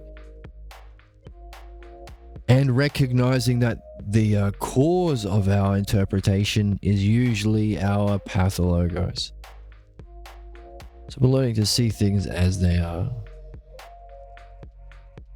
Oh, which I guess is the two things that Plato mentioned: the purification, the philosophical midwifery, purifying yourself of what's false, purifying from the false idea of self and reality you're projecting, purifying yourself from interpretation, so that you can see things as they are, which Plato says leaves you ready to do the next thing, which is not purification, but perfection. Use your ability to see things as they are to look at what? The actual truth, the actual logos, the actual self. What you're actually here for.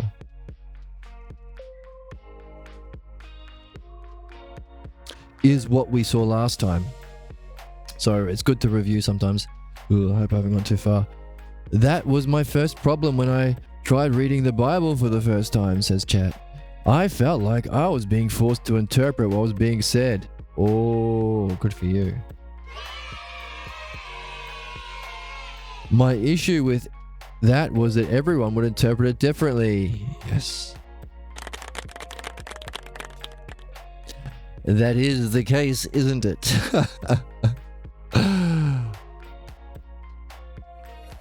Oh, good for you. Good for you. Right, and what we're being asked to do is to read the text as it is without interpretation, which allows us to learn an activity that removes what causes our false interpretation.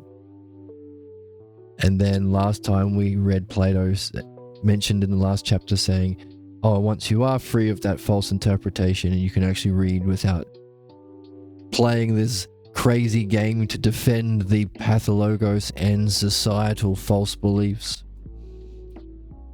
Once you're mature, now do philosophy. Now apply that art of the dialectic to the true nature of the good. All of the things that or how about this?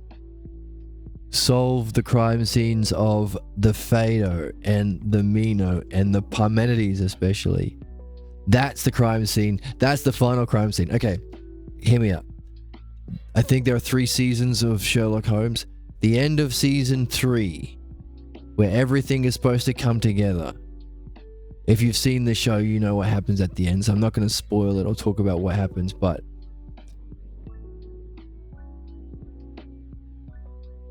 need some coffee. Need my thinking juice.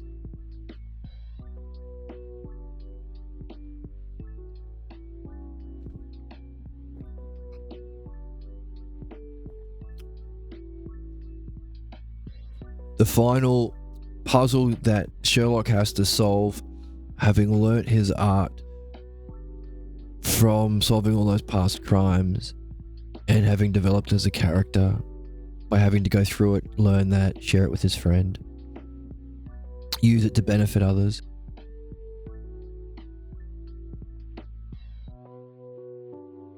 That would be the Parmenides. That seems to be the same dialectic we are discovering we use within our reflection on our problem applied to the one and the self. The 2 highest ideas that Parmenides uses to describe the nature of self and reality. Maybe that's just a theory, but hey, that's just a theory. Have you read But Brand? hey, that's just a theory. I found it. But hey, that's just a theory. It's a win-win. Okay, so to review number 6, we're still finishing number 6. First kind of belief axiom. Things that are equal to the same thing are equal to each other. Can't prove that, but it's kind of self-evident. Scientific belief. We have all the data in, it shows us this, but we're open to learn new things or change our model. Simple belief. My mechanic says so and I trust him. It's good enough. I think I kind of know that how petrol works, isn't it? Small explosions. Good enough. Simple belief. Supernatural belief. Here is something insane. Believe it. Why? What's the evidence? No, there is no evidence, and there can't be any. Believe it anyway. Oh, specifically about you? This is what you are. Really? What's your evidence? My evidence is shut the fuck up. I shouldn't swear. Who knows if this is being shown in schools in the future? If this is being shown in schools in the future, hello, welcome, ni hao.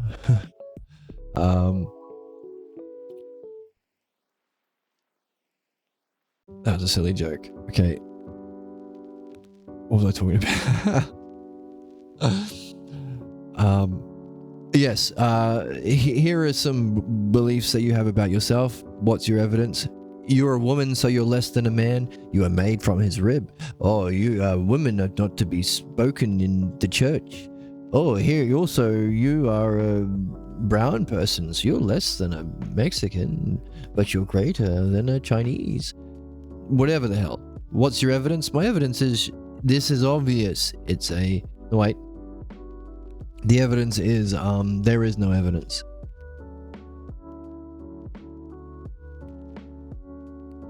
About you and about God and about how God relates to the world. Okay, number 1, 2, 3, 4, 5. Prejudice. By the way, supernatural belief, you have an awareness. It's my personal axiom, yes, inverted commas. My personal truth. My personal axiom. Very nice. But you have an awareness of it. So now we're reached with lack of awareness or limited awareness that you don't have enough evidence. So you don't know that you don't have enough, or you only kind of know. You can't accept that there is enough evidence to deny your false belief. But you can't accept that. In order to generalize this false belief as if it were true and you often say it's obvious because it's self-evident. It's just the axiom of the world. Mexicans are just like that. It's just an axiom. But the evidence suggests, what evidence, you crazy fool? You're a self-hating Jew with this evidence. Hey, get out of here, wish me. I'm guessing I don't have any Jewish friends, so there's not really a Jewish culture in Australia, so I'm guessing. But the point is, there will be a version of that equivalent to your culture and your family culture, or your pathologos culture, to dissuade. Specifically here, this is where all of the work goes to, which is number 6, the pathologos. A lack of awareness again. In the chat, pathologos is so important to understand. It could help so many people. Absolutely. Absolutely. In every possible way. In every profession. Yes. It seems to be the only thing that can really help people. I mean,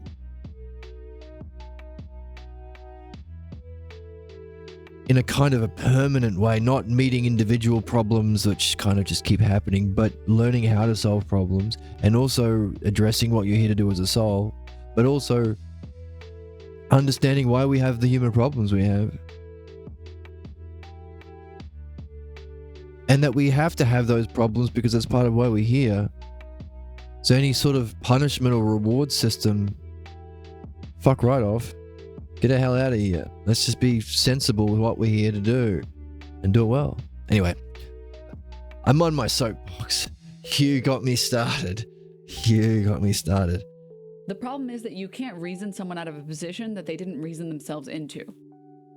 There's also a good point. I'm not sure how it's it's always relevant. Because that's another thing. Trying to reason with fascists and dictators and Nazis and so on, who didn't reason themselves into the position because they're playing out an anti-reason position. That's what fascism is. Therefore, how did they get themselves into that position? Not with reason. So therefore...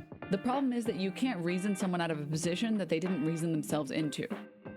So how are you going to solve the problem of fascism or capitalism or Nazism or dictatorship, or if you can't reason someone out of a position that's anti-reason and didn't come into their position from reason?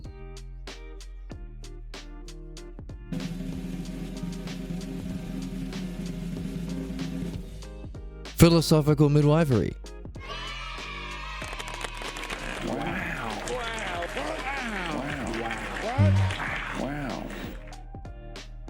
Or, as you said, understanding the pathologo, same thing.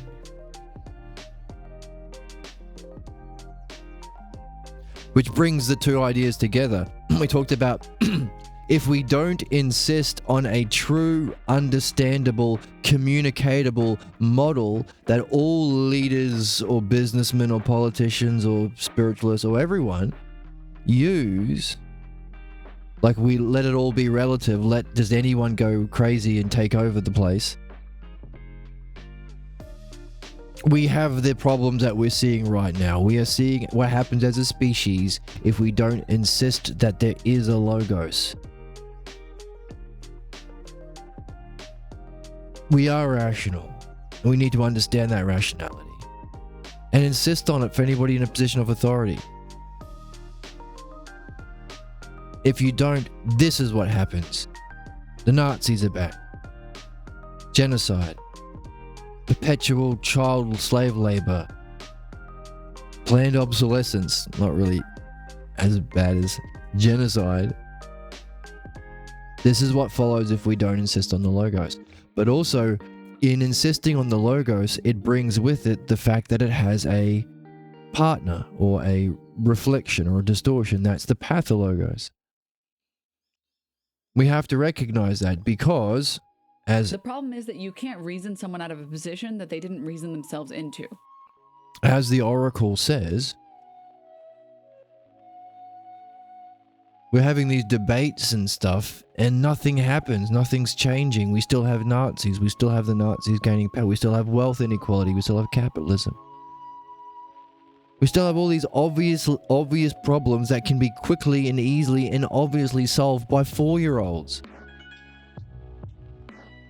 Why aren't we solving them? Or, the question of the first chapter of this whole book, the opening question, why can we be so mature in other areas and rational in other areas, but we're so irrational and goddamn immature when it comes to addressing ourselves?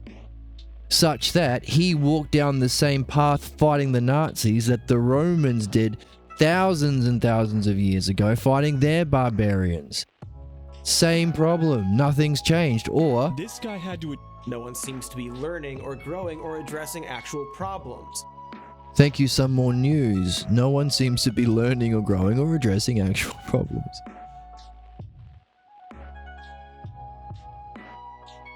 Until you recognize that with the insistence that there is a intelligibility, and we insist on that for everything else,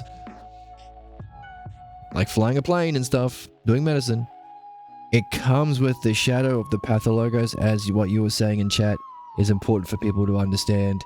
That will allow us to understand how we do communicate with those people and understand why they're doing the things they're doing. People are getting close because of YouTube and TikTok and social media and stuff, and because of the extreme travesties and tragedies and inhumanity of the genocides that's happening, and the extreme wealth theft in the last couple of years, the inability for everyone to afford anything. Because of that, it does seem that there are a lot of people getting very, very close. They are reflecting, they are talking, they are reasoning, they're sharing a culture. It's not just back in the old days where it used to be, I'm cool because I'm anti-intellectual, or whatever that bullshit was. Joe Camel.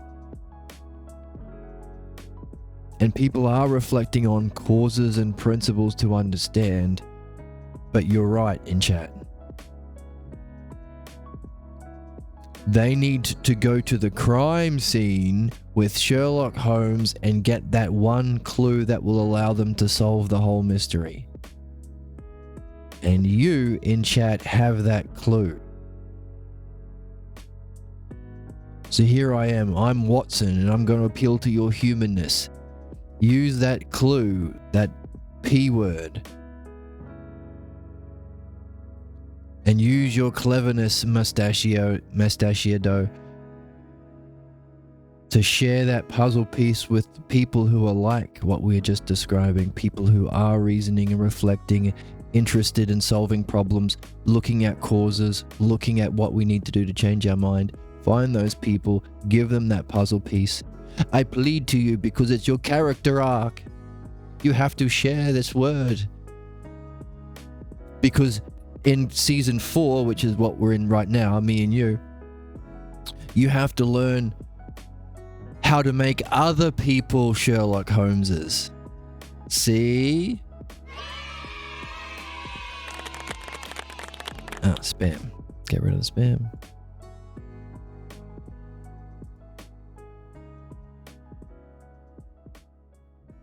But you're right, that's the puzzle piece that's needed. Yes, that's a good example. People are becoming more conscious of what's happening. Not all of us are as uninformed as those in China who only consume the news fed to them by propaganda. Well, you know what's really wild? I've seen a big uptick in because of all of these crazy bans that America has been threatening against TikTok and things, which is the livelihood, which is what feeds and provides rent for so many people. A lot of Americans were looking into the Chinese equivalent and discovering that what we have been told about the Chinese being fed propaganda is itself propaganda. The Chinese are doing way, way, way better than us in America and the West under our version of Western imperialism and capitalism. And they are trying to tell us that we are being propagandized against. This anti-Chinese bullcrap is nonsense. Everyone's got a home. Everyone can pay rent. Everyone has a home. Everyone can eat. There's a fantastic standard of living. They care about infrastructure. They're not starting wars. They haven't been an aggressor of any wars, whereas the West is just killing everyone because it makes money for the worst people. It's the opposite. Anti-China propaganda is the propaganda. And everyone saw it for themselves on whatever that Chinese TikTok. Why? Because those same same very pathologos-driven capitalists forced them to discover it by trying to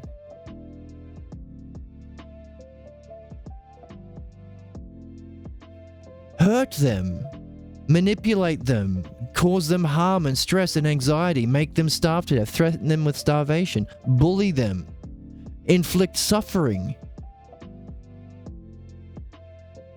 Why? That's the pathologos.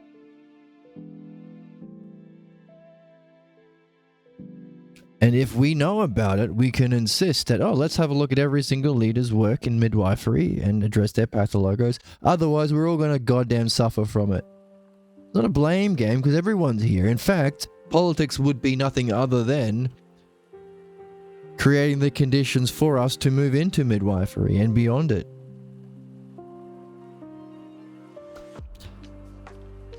I'm going to get off my soapbox. It's scary they have an immoral dynasty in China. Immortal dynasty. Yeah, and that's what a lot of the people who are speaking up on the left are saying. They're saying, hey, Democrats or progressives, do better. Because you know who is doing much better? You know who is caring about the housing crisis, the cost of living crisis, the quality of life, universal health care, quality of life for everyone, not starting wars, not murdering people. You know who's doing better? China is. And you've been lying to us, saying it's not true. We know it's true, so do better, because unless you want that way of being to blah, blah, blah, blah, blah. But the problem is similar to the problem with the pathologos. You can't, as the Oracle says... The problem is that you can't reason someone out of a position that they didn't reason themselves into. We can't solve the problems of these kinds of mass sicknesses of various people and our culture as a whole without the word pathologos. Equally so, we can't insist that the progressives do better without the word logos. Because what are we insisting they do better at? Relativism? You know what's relativism? Capitalism.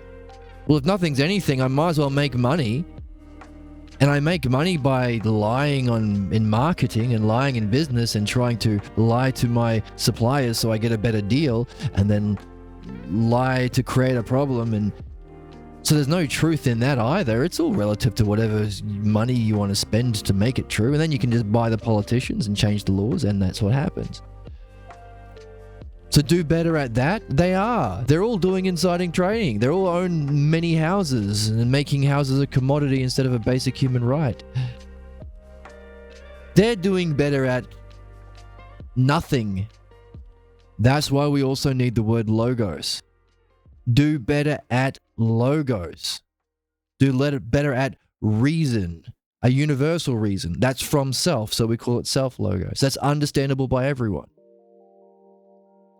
To be able to follow that, you have to do midwifery as well, which is exactly what you're here for.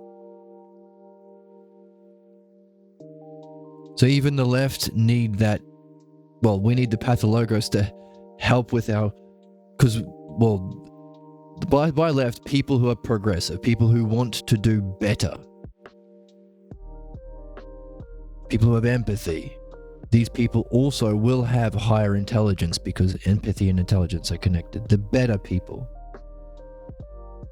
These are the people who have to take the reins and look after the idiots in the room because they're hurting themselves and everyone and maybe ending our whole species. To do that, we need the word pathologos to understand their illness, to help them, and also recognize the implications of their illness so we don't suffer from their disease. But we also need the word logos to have the model that we follow instead of it, or a model of truth that we insist all leaders follow. We need both words. In the chat, it's thanks to their form of capitalism, even though they call themselves sort of communist. But let's not get into politics. Keep reading the book. We're probably taking up enough time. China calls itself communist, acts like capitalist, and governs like an authoritarian.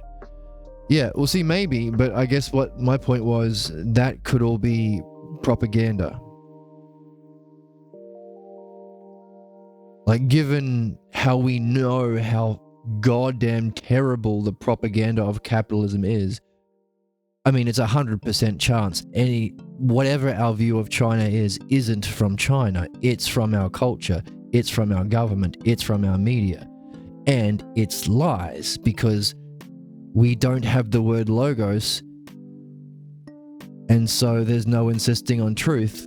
It's all relative. They just lie.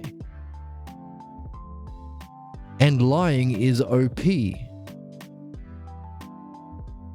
So we know that whatever idea you and I have, it's going to be wrong. And what I was talking about is this: with this new TikTok, we got to see it for our own eyes. It's like, yeah, fucking hurry up and take over China. You have established a far more rational and caring and sane world than this capitalist dystopian hellscape that we're living in. It's better.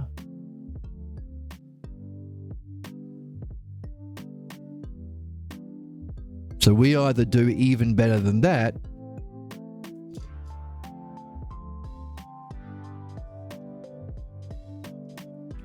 anyway, so the pathologos, number 6, a bit of a tangent there for fun. Lack of awareness. We don't know we have our pathologos. That one's judgments about oneself and the nature of reality are derived from particular experiences in one's past, generalized to all, and being unable to relate to or accept that there is sufficient evidence to deny the generality of those judgments. So, similar to prejudice, in that we cannot... Oh, okay, here's the difference. Put it in pink. Previously, in a prejudice, you are unable to accept the evidence showing you that you're wrong. In a prejudice, that your generalized theory is sufficient evidence to prove it wrong. You can't accept it. What's different, and that's also in pathologos. You can't accept it. Or, as the oracle says, the problem is that you can't reason someone out of a position that they didn't reason themselves into. Both prejudice... But here, you're also unable to even relate to. You start yelling, I can't hear you, or you start talking over, or you start ganging up, or you start threatening, or you start throwing china around the kitchen, or you start, depending on your family, yeah, you're a bit of a putz in one family. Yeah, you always eat the gabagool. You can't even, you just need to silence the conversation. You can't even relate to the reasoning that there is sufficient evidence to deny the generality of these pathologos, false judgments about oneself and reality that you have no awareness of. And yet, that's the same. So what's different is unable to relate to. What's same as above is accept. Can't accept it. Yet, there's the yet, that's in all of them. And yet. Thinking is in all of them. Feeling is in all of them. Acting is in all of them. Upon them as if is in all of them. There's the analogy We think through analogy. They all have as if in it. Is that interesting? 6 very different cognitive functions. These seem to be how we navigate the physical world of experience. The very bottom, pathologos, just our problems, what we've been talking about, the big ones. Prejudice,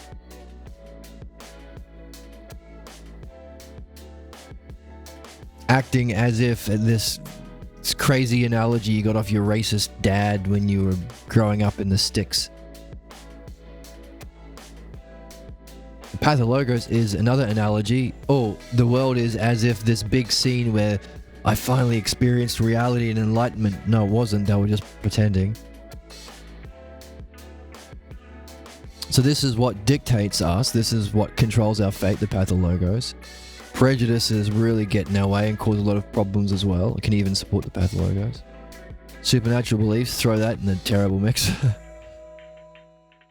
To act as if these fairy tales about oneself, the divine, and their relationship with the physical world are true. Simple belief, as if you've got enough evidence. Scientific belief, you have a model, so you act as if that model is true, or that theory is true, but you don't know. And even axioms, you can't prove it. It seems obvious, but you act as though it's true anyway. You need to do math. What does that mean? Well, these are obviously higher and higher levels of use of our intelligence, number one. So it would indicate a growth or a development or a hierarchical development.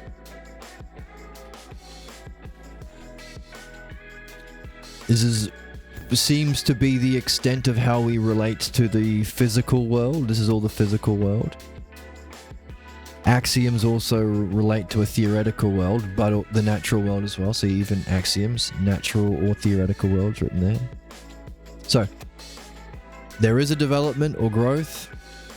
There is objectively better and worse.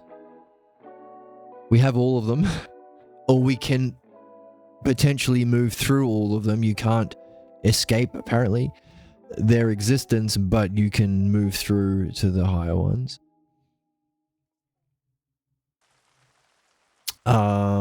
And they're all analogies. In other words, for as long as we are experiencing through our physical senses the natural world, we don't know. We can't know. But we have to still act. So we act as if.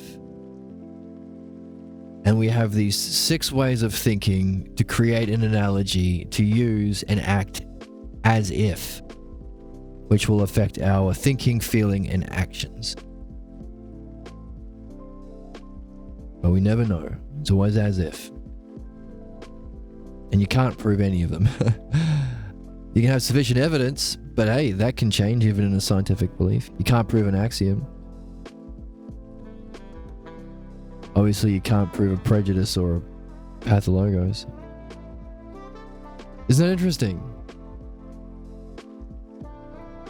For those whose experience of self, they can only remember through their physical senses, the natural world, everyday world, we have these 6 ways of thinking to generate an analogy, an as if, that isn't sufficient. We don't know it's the truth. We can't prove it's the truth, but we need to make one anyway. We can make better and worse ones depending on which of the 6 you are using. And you can't escape having them. Every character that gets born into this role-playing world of Earth gets all 6, but you need to learn to manage the 6 different skill sets within your inventory or skill set list or whatever you call that, abilities. You can move up to the higher abilities, but also within each of the abilities, you have to sort of harmonize them, address them, maybe resolve them. But yeah, isn't that interesting?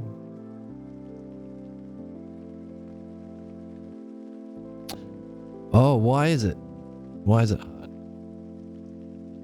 So, this is, of course, not physical. This is a cognitive development through these stages of our own thinking. and to discover what are our supernatural beliefs we haven't reflected on yet. And most importantly, what are our pathologos beliefs? But isn't it interesting? You don't know. Remember Socrates' famous quote that's often misquoted by AI Jesus body horror monstrosities on Facebook? Socrates' misquoted quote on social media is, "I am wisest because I know nothing." And you can see why it's popular to misquote that in that way, because that's relativism. There is nothing to know. No one knows. Who knows? Not me. I'm even Socrates. I'm just as smart as you. Very attractive to idiots, to people who haven't learned anything yet, but want to pretend that they're smart. But he says, I'm wiser than those other people because I'm not going to mistake something I don't know for something I do know, or is knowable.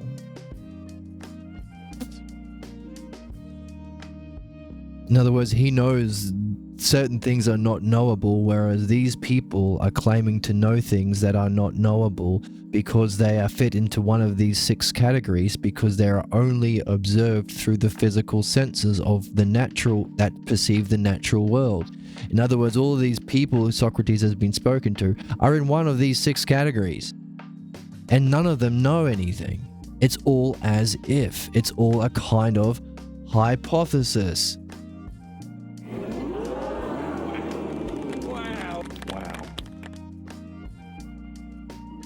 That's the actual quote, by the way.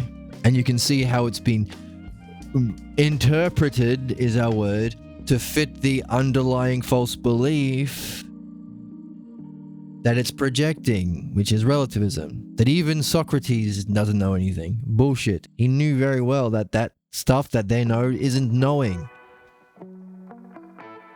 Of course he did. That's who we got the art of midwifery from, or recognized he was talking about once Pierre rediscovered the principles of it. We got the name. He coined the name. Anyway, super interesting. They don't have no knowledge. All of the evidence and proof is insufficient. Some of them balloons, just plain out wrong. Some of them make us obstinate or unable to relate to or unable to accept actual reasoning in our own development, our own benefit. And they're all as if, they're all analogies. So whatever one of these 6 you're in, you are functioning through analogy. That's mind. Your mind is going through analogy in one of these ways. Isn't that interesting? Thinking is analogy. Even our problems are a false analogy of generalizing a particular experience from one's past to everything. That's your fate. You've only got one way of relating in this way, according to this pattern and steps in this drama. And you cannot accept that there is sufficient evidence to show that you're wrong. Ever been someone stuck in their trying to help someone who's stuck in their problem, obviously, and they seem to not be able to relate to or accept any evidence showing them that they are objectively wrong? Not only do they not have proof that they think they have, the proof shows the model that they have is wrong. Can't learn, don't change. Or no one seems to be learning or growing or addressing actual problems. The problem is that you can't reason someone out of a position that they didn't reason themselves into.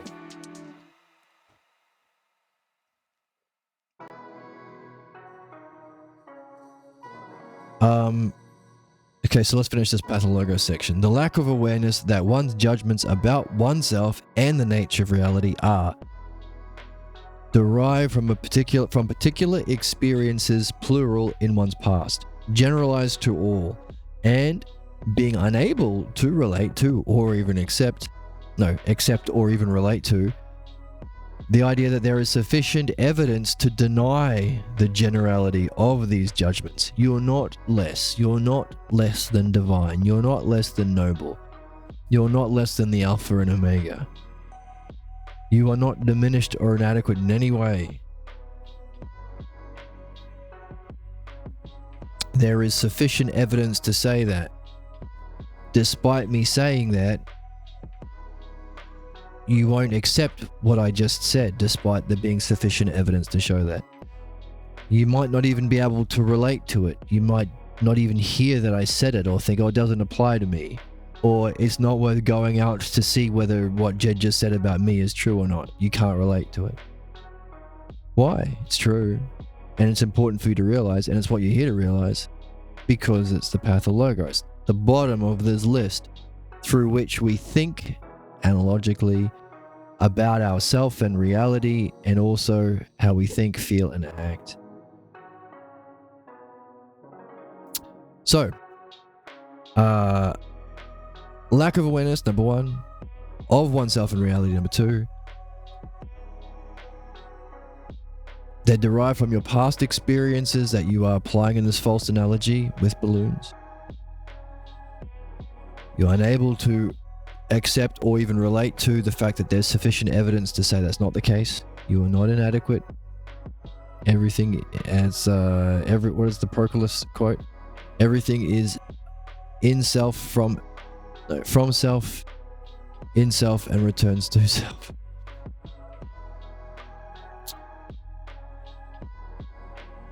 Unable to relate to or accept that there is sufficient evidence to deny the generality of those judgments about yourself and the world you're in.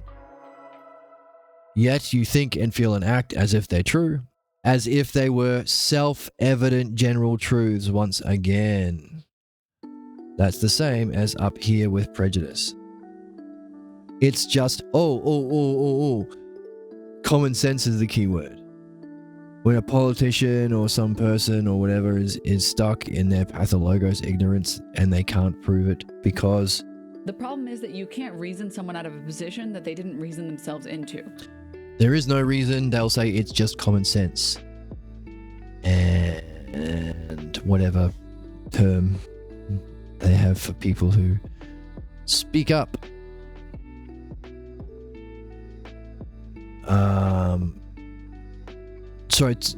And then it's just obvious, it's just self-evident. What are you, a liberal? What are you, a lefty? What are you, a commie? What are you, a XYZ? A way of using the pathologos, lying about yourself being bad, and the implication that speaking and reasoning and logos and understanding and dialogue is bad, so the logos and the self are bad. That's a lie. That is the pathologos. So it's ironic that they throw the pathologos lie at you when you speak up to point out the pathologos as a lie. It's like the Bible's true. Why? Because it says so in the Bible. Yeah, but Harry Potter's true. What? No, it's not. It says so in Harry Potter books.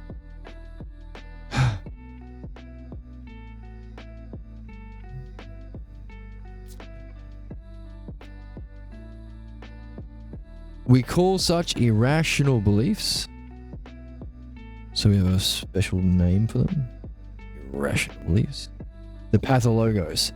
These beliefs are always irreconcilable. Okay, this is a new bit. These beliefs are always, this is new and special, irreconcilable with the attainment of one's personally meaningful goals. Wow.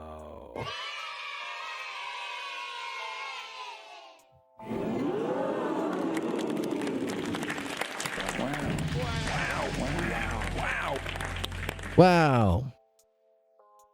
There's something special about that last class of belief. Oh, and by the way, this whole book, this whole new revolution, or new paradigm is the subtitle of the book. The new paradigm for understanding human problems is based on the introduction of this sixth class of belief. So the distinctions that we have here, the samenesses and differences are really important because this makes all the difference. As we were saying a few moments ago, this is the term, the idea, the new word that we need to solve the Sherlock Holmes puzzle of humans, individually and collectively. This last one, Pathologus, that I can only highlight. I can't highlight the first two letters because the scan. In the chat, I heard some teachers say he was being sarcastic when he said that. That's one way of saving it, right? You can't simultaneously recognize that Socrates says in several sections that he knows certain things. He knows the art of midwifery that we're learning here, by the way, one of the few things he claims to know. He knows about beauty. There are a few more that you can find where he talks about knowing. You can't recognize him to be wise or have knowledge or know what knowing is or have those things that he claims and demonstrates he does know and have that quote that's so popular unless you say he was being sarcastic. So that's one way of good for your teacher. Here's an alternative. Get the Balboa translation. Then you have the actual Greek. You can read it for yourself. And the translation will be almost always bang on anyway. So you won't need it. But also, hey, read around it. Read the whole chapter. Read that whole thing.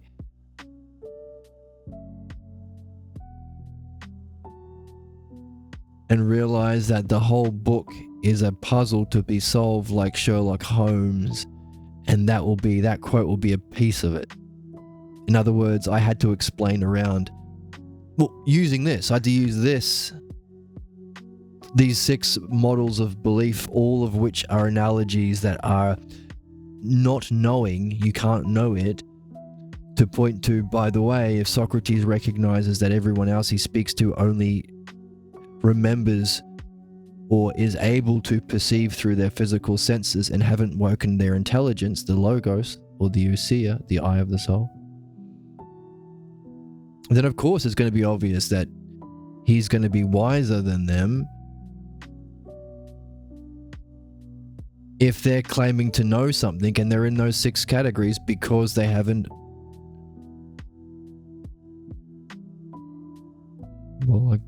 separated the soul from the body through awakening ousia, through mastery of the dialectic.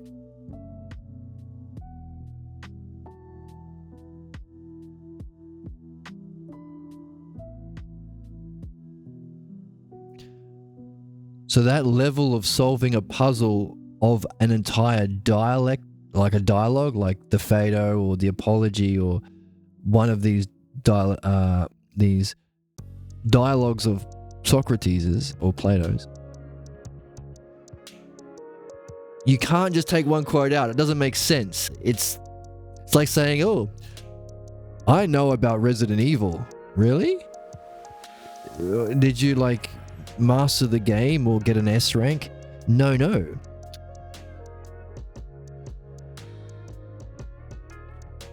Square Emerald Key. What? Square Emerald? What does Square Emerald Key mean? Square Emerald is, you mean one of the keys that you collect to get through the mansion? All I'm saying? Square Emerald Key. Doesn't make sense. You can't take that one piece or one key within a greater whole. But that's what we were talking about earlier. There's a suggestion by Plato that this art of midwifery, or by Socrates, this art of midwifery lets you through the door by preparing your character and teaching you a skill that you can then go on to apply to those dialogues to address them as a puzzle in a similar way. And so I was saying that's the end of season 2 or season 3 or whatever. Or no, season 2 is he's gone for Sherlock Holmes is no longer solving petty crimes or removing his pathologos. That's done. He's now solving more important crimes. No, mysteries like political mysteries and stuff like that. It's not petty crime anymore. That's us applying this to solve the puzzles of the dialogues.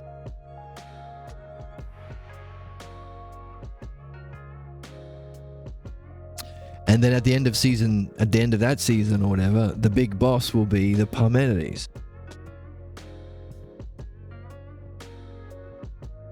And then the next season, season 3, the as yet unmade season that we can do. I mean, we'll get a good Netflix deal. Pretty sure. I mean, they're taking everything nowadays. I'm just making stuff up. The next season 3 is sharing your understanding and seeing and your experience in a way that can help others master the art as well, or teaching other people to be like, maybe Moriarty has set up all these other networks, and Sherlock Holmes is feeling overwhelmed at the start of season 3, and he realizes if he's ever going to defeat Moriarty, he needs many people to share in the same way of being as he has. So helping other people go through the process to become Sherlock Holmes or masters of the dialectic, midwives themselves. I already have a copy of The Republic to read. Wow, good for you. Is this the Balboa translation?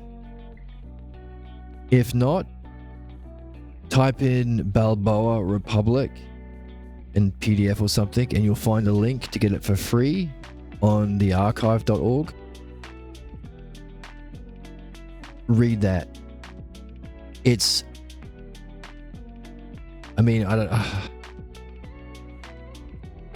You're not reading Plato unless you're reading the Balboa translation. And there are reasons why, and yeah, we haven't read The Republic on the channel. Maybe we should. Oh, The Republic's a long one. See, I want to get through the Mino. Get through it. Oh, goodness. Because I want to read the Is It All Relative book. We've been talking about the one of the most common beliefs of our culture in our time that is causing the tragedy and the devastation, the capitalism and inequality and stuff, is the belief that there is no truth, it's all relative. Hey, fascism and the logos, they're equal, aren't they?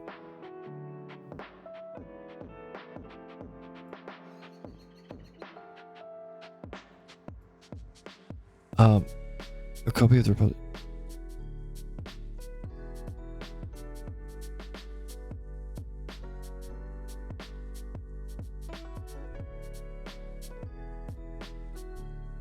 Sorry, I got distracted.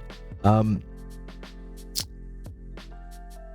the hell was I saying about it's all being... Oh yeah, there's a book called... Yeah, so one of the problems that we have to overcome, even to get into philosophy, how can you find the truth about yourself and reality, or the truth about your problems, if you believe falsely, either as a prejudice or a pathologos, that there is no truth? How can you find the One Piece treasure if you don't believe in the One Piece? You must believe in the age of the pirates and the One Piece and be king of the pirates. You must. It's your dreams. So there is a book called Is It All Relative, which is amazing, which is one of the best introductions to philosophy books ever, because it addresses this. Written by the same author that we're reading here, so it's amazing.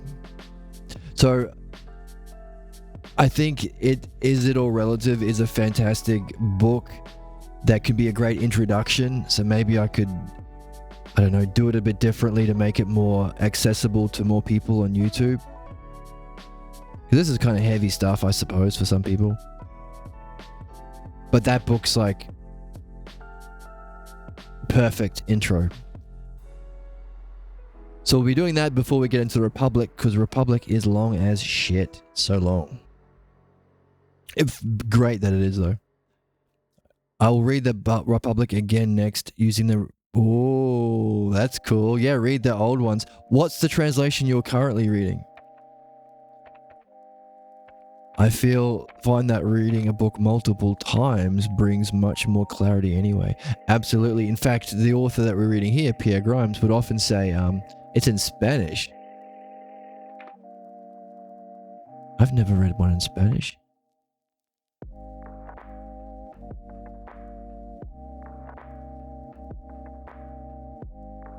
I don't speak Spanish. That's interesting because Juan Balboa, I think, is Mexican American. So English isn't his first language. And then he learnt, I guess, ancient Greek as his third language. Yeah, I wonder if, excuse my ignorance, but I wonder if he speaks Spanish at home. Do Mexican people speak Spanish? Mexican American, do you know?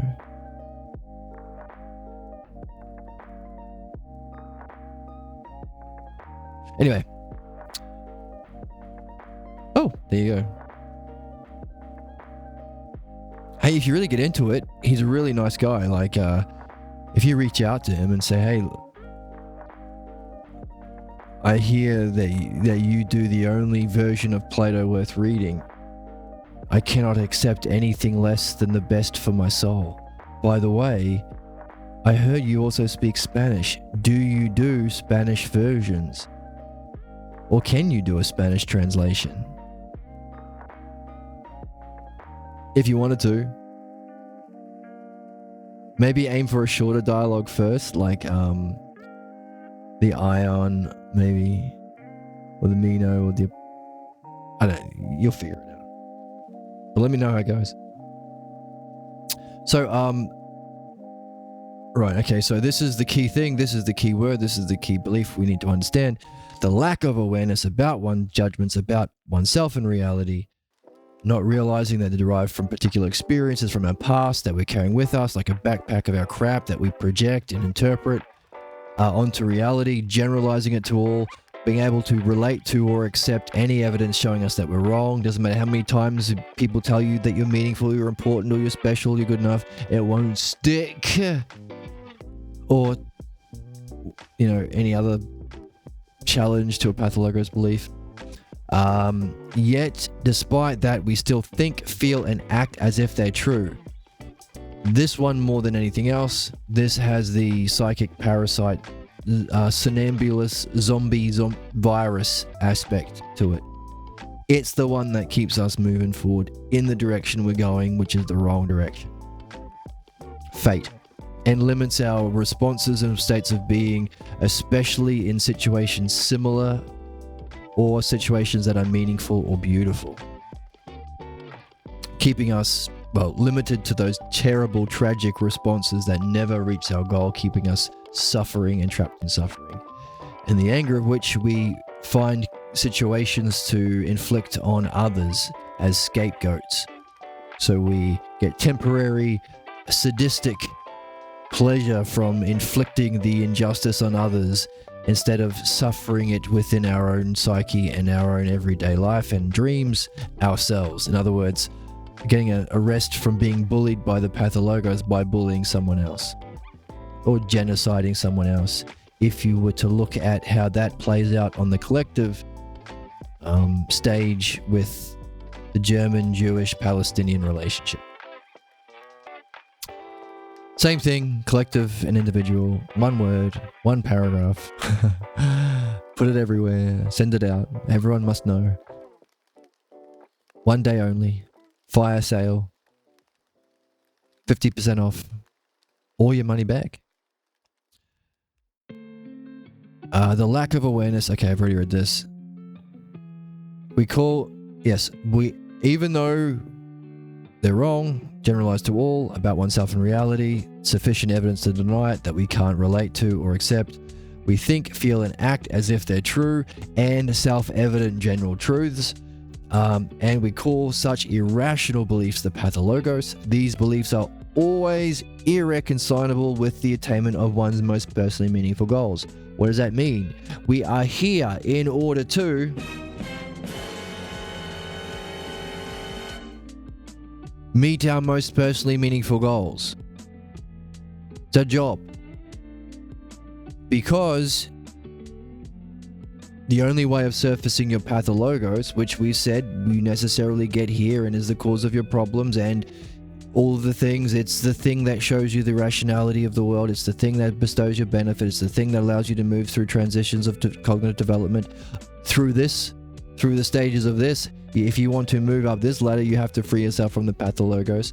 So if it is necessarily and demonstrably and provably true that our job here is to address our pathologos and remove it and learn that art in the process, you can only do that by surfacing these beliefs when you pursue your most personally meaningful goals. Because these are always irreconcilable. You can't have both. There's going to be a conflict. You can't believe that you have no voice and become the manager of the office or whatever. That's not a personally meaningful goal, but that's just a silly example. You can't have both. You can't use your voice to lead your team and also believe that no one listens to you. You have to sacrifice one. And we always sacrifice our most personally meaningful goals until we realize that whatever we gained by the false image of the self and the pathologos way of being and the clan loyalty and the roles and predictability and all that crap is not worth what we sacrificed, which was our most personally meaningful goals, which were goals about the self, reality, and our self-logos. So you're literally here to pursue your most personally meaningful goals. So you've got a responsibility to figure out what that is. So earlier we talked about, in the Phaedo, Socrates talks about the different parts of our soul. In the Republic, the merchant class, our desire class. Are you motivated? Is your most personally meaningful goal meeting your physical desires? In which case, get rich or die trying. Start 1 million genocides. Get that wealth. Get that wealth. Extract that wealth. Start 1 million slave labor camps or slave labor mines. Frack everything. Get that wealth. Yeah. Is that the sort of person you are? Philosomatos, love of soggy tomatoes, lover of wealth. Or the middle part of your soul, the outward moving, fame, philotimos. Do you want to get famous? Do you want positions of power? Is that your most personally meaningful goal? To be emperor of the world? And the third part of the soul, the reasoning, the planning part of your soul. The desire wants a sandwich. The outward one wants to meet your friend for a sandwich. And the reasoning part of your soul plans to text your friend and plan to meet up at the sandwich shop.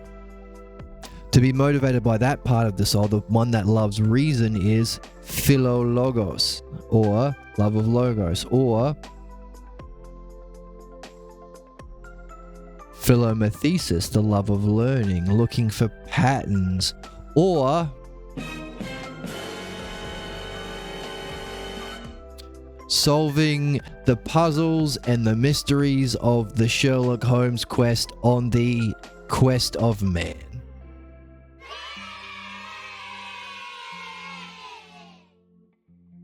And I'm out of coffee.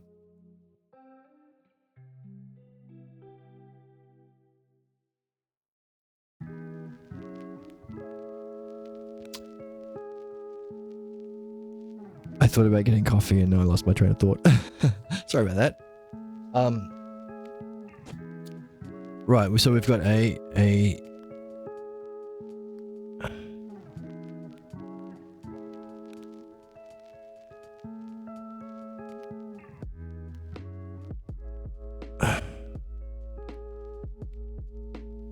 philomathesis, love of learning. I think of math thesis. So that would be, and of course, there's a whole section in the Republic that talks about these, which are these parts of your soul, and asking you the question, which would you pick? And by the way, if you had the experience of the highest excellence, the most meaningful excellence of each of them, Which would you pick? And by the way, who has the experience? So pure knowledge or wisdom, fame, and wealth. Well, there are rich people who are not famous. There are rich and famous people who are not wise. In fact, the people who actually reach wisdom are 1 in a million or less. Anyway, the point is we're here to ask those questions, which we do when we read those books, and you can find links to the YouTube series, or we, hopefully we'll find a way of maintaining this channel such that we can just keep going and just go through lots and lots of them. The Socratic dialogues, as well as that It's All Relative book, as well as getting into dream analysis, by the way. In the dialogue, Socrates says, to get the specific content to solve your Sherlock Holmes puzzle about your pathologos, you'll only get that from dreams. So the same art that we're learning here, we can apply to dreams. There's so much we can do on this channel if we find a way of making it financially self-sufficient. Someone's got to feed my stuffies. Look, he's a growing lad. Don't eat the phoenix. Don't eat him. So, therefore, just from these 6, we can recognize, okay, so the people that we meet when we're walking down the street are going to be in one of these. Unless, of course, they pursued the love of learning, philomethesis, and the art of the dialectic, and they've had an experience of the logos, in which case they could be lovers of understanding that can culminate in the experience of nous, ousia, knowing reality that's not physical. But unless they've had that, what Socrates calls the initiation experience, they're going to be one of these 6. It's important for us to realize these 6. Also, isn't it cool? Analogy is how we think. Also, recognize and have methods to recognize, or friendships to help you recognize, or community to help you recognize when you're in prejudice or pathologos, because you might be being a jerk to the evidence that proves you wrong. That's important to realize. And also, most importantly, recognize that even at the bottom of the scale, but the most prevalent and powerful, is the pathologos. Just like those 3 parts of the soul, obviously the wisdom is the highest part. That's why we're here as philosophers. But there are very few Socrateses. But there are a lot of people who love sandwiches. In other words, it's like a snowman. The bottom is huge. The power of your inner desire to meet your physical needs is huge. Your motivation to move and achieve outwardly in the world is not as big, and the reasoning is even smaller. Equally so, the people who are living their lives accordingly, same. In a similar way, pathologos is the fattest and the smelliest and the bright at the bottom of the stinky snowman. But we see the value of, or the necessity of, number 1, learning the word. So Mustachio's quest to make other Sherlock Holmes is to gently drop that key. Here is a green emerald key. Guy that I look up to because he reasons really well. Well, here's a green emerald key for you, the word pathologos. This other person who I think is a genuine interest in personal development. So we need that word. Also, once we have this a paragraph following this word to define it, we can see a couple of things. Number 1, well, we can see that this is what we necessarily have to address at least first, if not only. I mean, well, not only because we have that, what next question. quo vadis, whatever it was in the text. But definitely pathologos is most important and primary. And you can only remove your pathologos and master this art if you are pursuing your most personally meaningful goals. So you have an obligation, a moral obligation for, well, not even moral, it's just what you're here for. Your purpose is to pursue your most personally meaningful goals in your highest possible way with excellence, such that you can surface the aspects of your pathologos that you are here to address. Sound interesting? And at any stage of the day, you are going to be in one of these stages of thinking. And we want to do our best to move upward to axioms, like these principles that we have just been saying. They're axioms, I suppose. Is the logos an axiom we necessarily have to accept before we can come to this realization, before we can come to all of these this understanding? I don't know. But we are talking about principles, aren't we? Can you prove that we are here to pursue our most personally meaningful goals so that we can surface our pathologo, so we can develop the art of midwifery in order to better prepare for our journey in the next incarnation? Or do you have to accept that as an axiom for whatever the equivalent to this would be, not to the natural world or the theoretical world, but to the real world, or the world of being, or metaphysical world, or Usia? Maybe that's just a theory. I have a button I for don't want to eat a monkey. I don't want to eat a monkey. no. But hey, that's just a theory.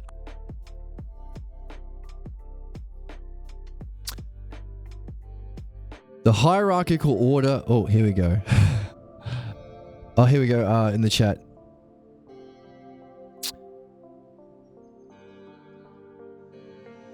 The main thing is having some good idealism and good faith to strive for. Without that, how can you even see the blocks that you are preventing from... Exactly. Unless you're pursuing your goal, how can you notice your blocks from achieving it? Which is why you can say, well, actually, this question, after midwifery, after you're free of your pathologos, what next? Or now you're ready to really do philosophy? Well, actually, they kind of both happen at the same time. In order to find your most personally meaningful goal, you have to learn what is the self, what is goals, what is the good, what is truth, because it's not meaningful unless it's true. And you got to understand it. That's philosophy. That's normally what we do half the time on this channel. So you're learning the logos in reading Socrates, as well as freeing yourself from the pathologos doing this. Socrates valued dream analysis? Well, yes, several times. There are several key moments in several key texts where he just drops it once. He says, hey, by the way, Glaucon, you can't go any further. So this is a fantastic example. The dialogues that we have of Socrates that have survived are the ones of him doing the dialectic on the logos, the what next thing, free of the false idea of the self and the pathologos. What's the real self? What's the real logos? So in one of the dialogues, he's taking Glaucon through the dialectic, the stages of the logos, but he reaches a block. And Socrates says, I can't take you any further. Not because I don't want to, not because of any ill will or bad faith on my part, but you've hit a block. And this is the kind of block that you are only going to be able to remove through dream analysis. Because dream analysis gives the specific personal details of what you are here to solve in your Sherlock Holmes mystery about your pathologos. And also does other things as well, like might draw your attention to certain things you've overlooked in the day, or might review a midwife talk you had in the previous day and add more content to it. Maybe you're on the right track and it needs to level up, or maybe you missed a key point and more. It's corrective, it's guiding. And of course, there are different types of dreams. There's so much, but dreams are key, and there are several key moments where Socrates makes that point. The hierarchical order of... How much do we have to go here? Okay, so maybe it's... Well, that's cool. Look, so the logical necessity sufficient... see, he even summarizes it. Before we get to the summary... Oh, it's just...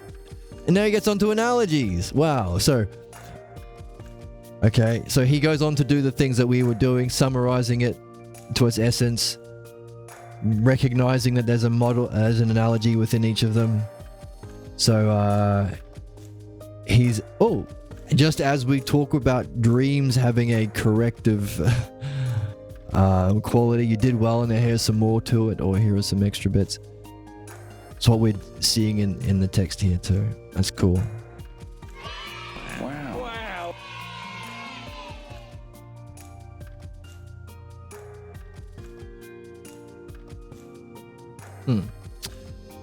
Did I... Dream analysis is the best portal to contact with the self. Yes. So keep that in mind as we learn the dialectic in midwifery, because the same model or stages or hierarchical ordering of stages and terms that we learn in the dialectic that is used for midwifery is the same language and skill and character and disposition needed for dream analysis. So that gives us our triad. The dialectical structure of the logos is applied to midwifery here and what we're learning to free ourselves from our problems. It's also applied to the same dialectic is applied to the logos in philosophy and also to unpacking the meaning of our dreams. You could actually go a stage further and say, oh, also, if you're doing dream analysis, you can also apply the same dialectical way of reflecting, or logos reflecting, or logos ousia, to your random thoughts and daydreams and fantasies that happen while you're awake. And you can compare how your dreams are communicating and what your dreams are communicating with what your random thoughts, distractions, tangents, and fantasies are. So your everyday dreams and your nightly dreams play different but complementary roles in your quest, your Sherlock Holmes quest to solve the puzzle you're here to solve in season 1. But again, if this channel gets a lot of success, or my music career takes off or something, and I find myself more able to financially support this channel so we can dedicate more time to doing all these sorts of different things and upgrading the equipment and the sound and everything else, making it really cool, then definitely we'll get into dream analysis. It's a big one. It's a big one. So there's the Is It All Relative book we've yet to read. The Republic, we can read together. We're still only chapter 3 of this book. Yeah, doing dream analysis as well as understanding it. So much to do. Oh, Euclid. Euclid is a fantastic example of axioms and the use of the dialectic not in philosophy but in a different science, geometry.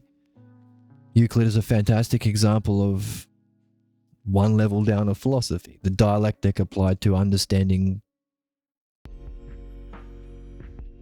geometry completely. Anyway, lots and lots and lots we can do. Of course, capitalism, I gotta find a way of making it sustainable so we can do all those things, but so much possibility for the channel and what we can do here. But you're right, yeah, dream analysis is the ticket.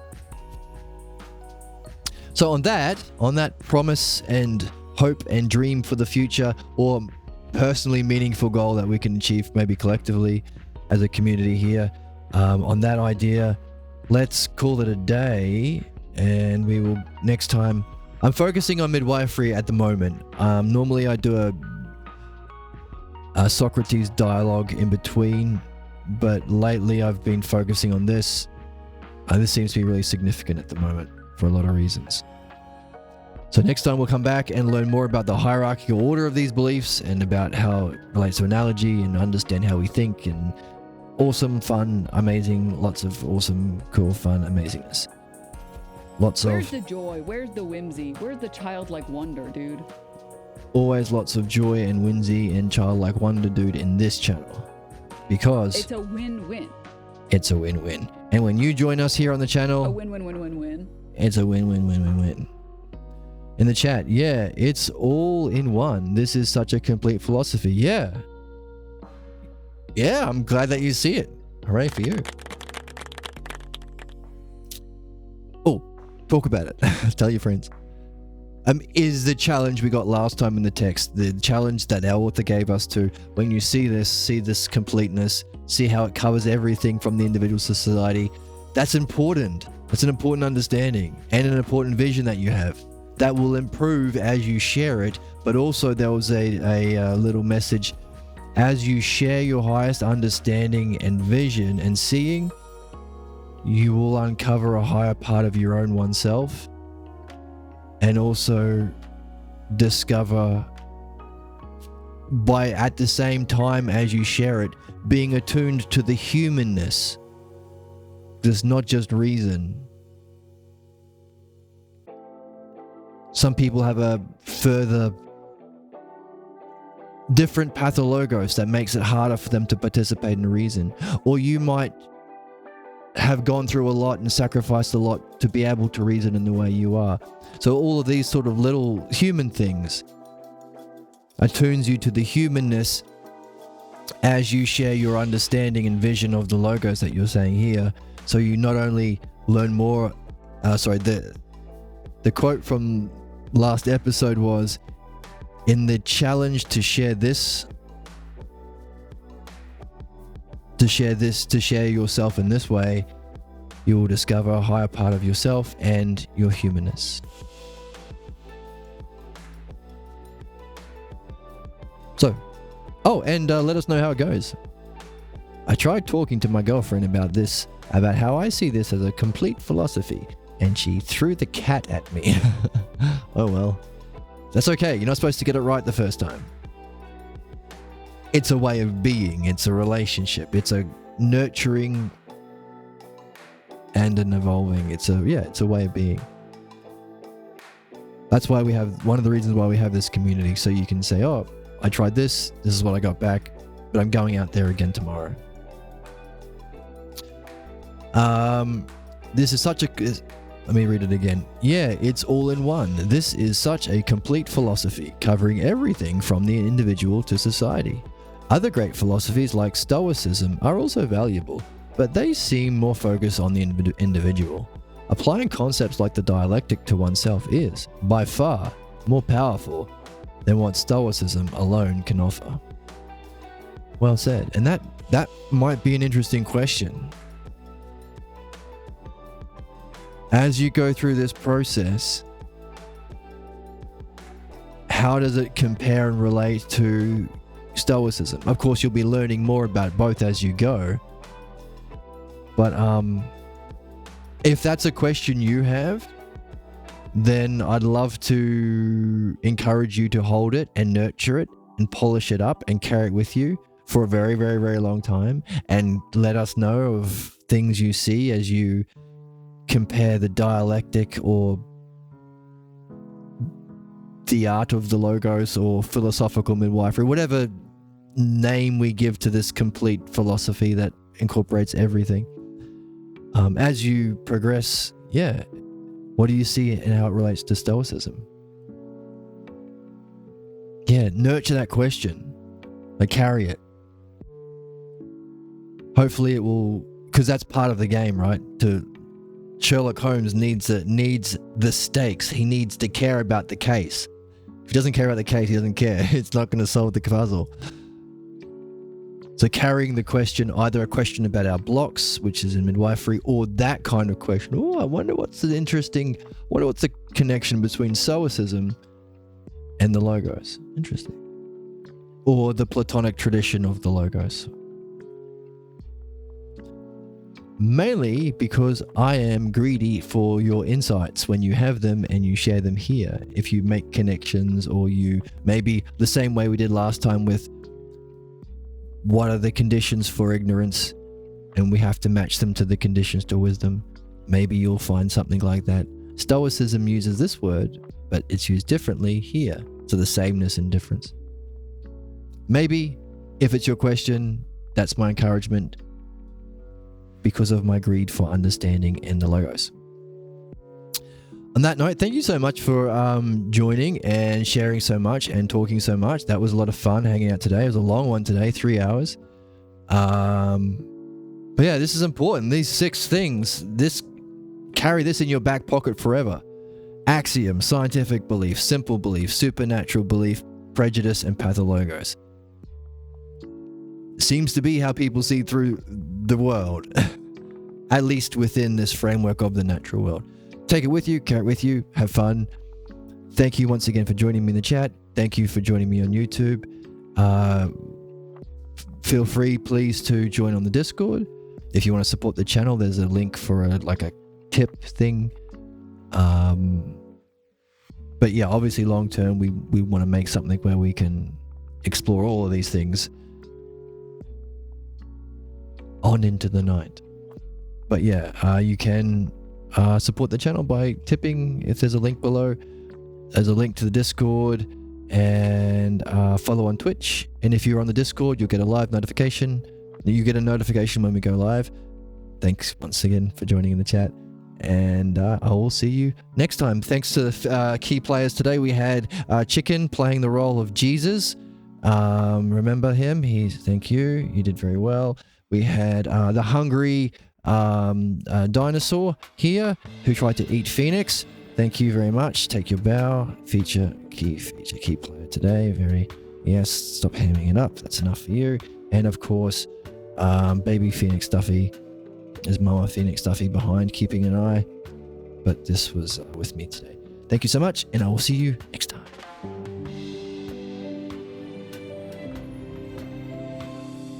Bye.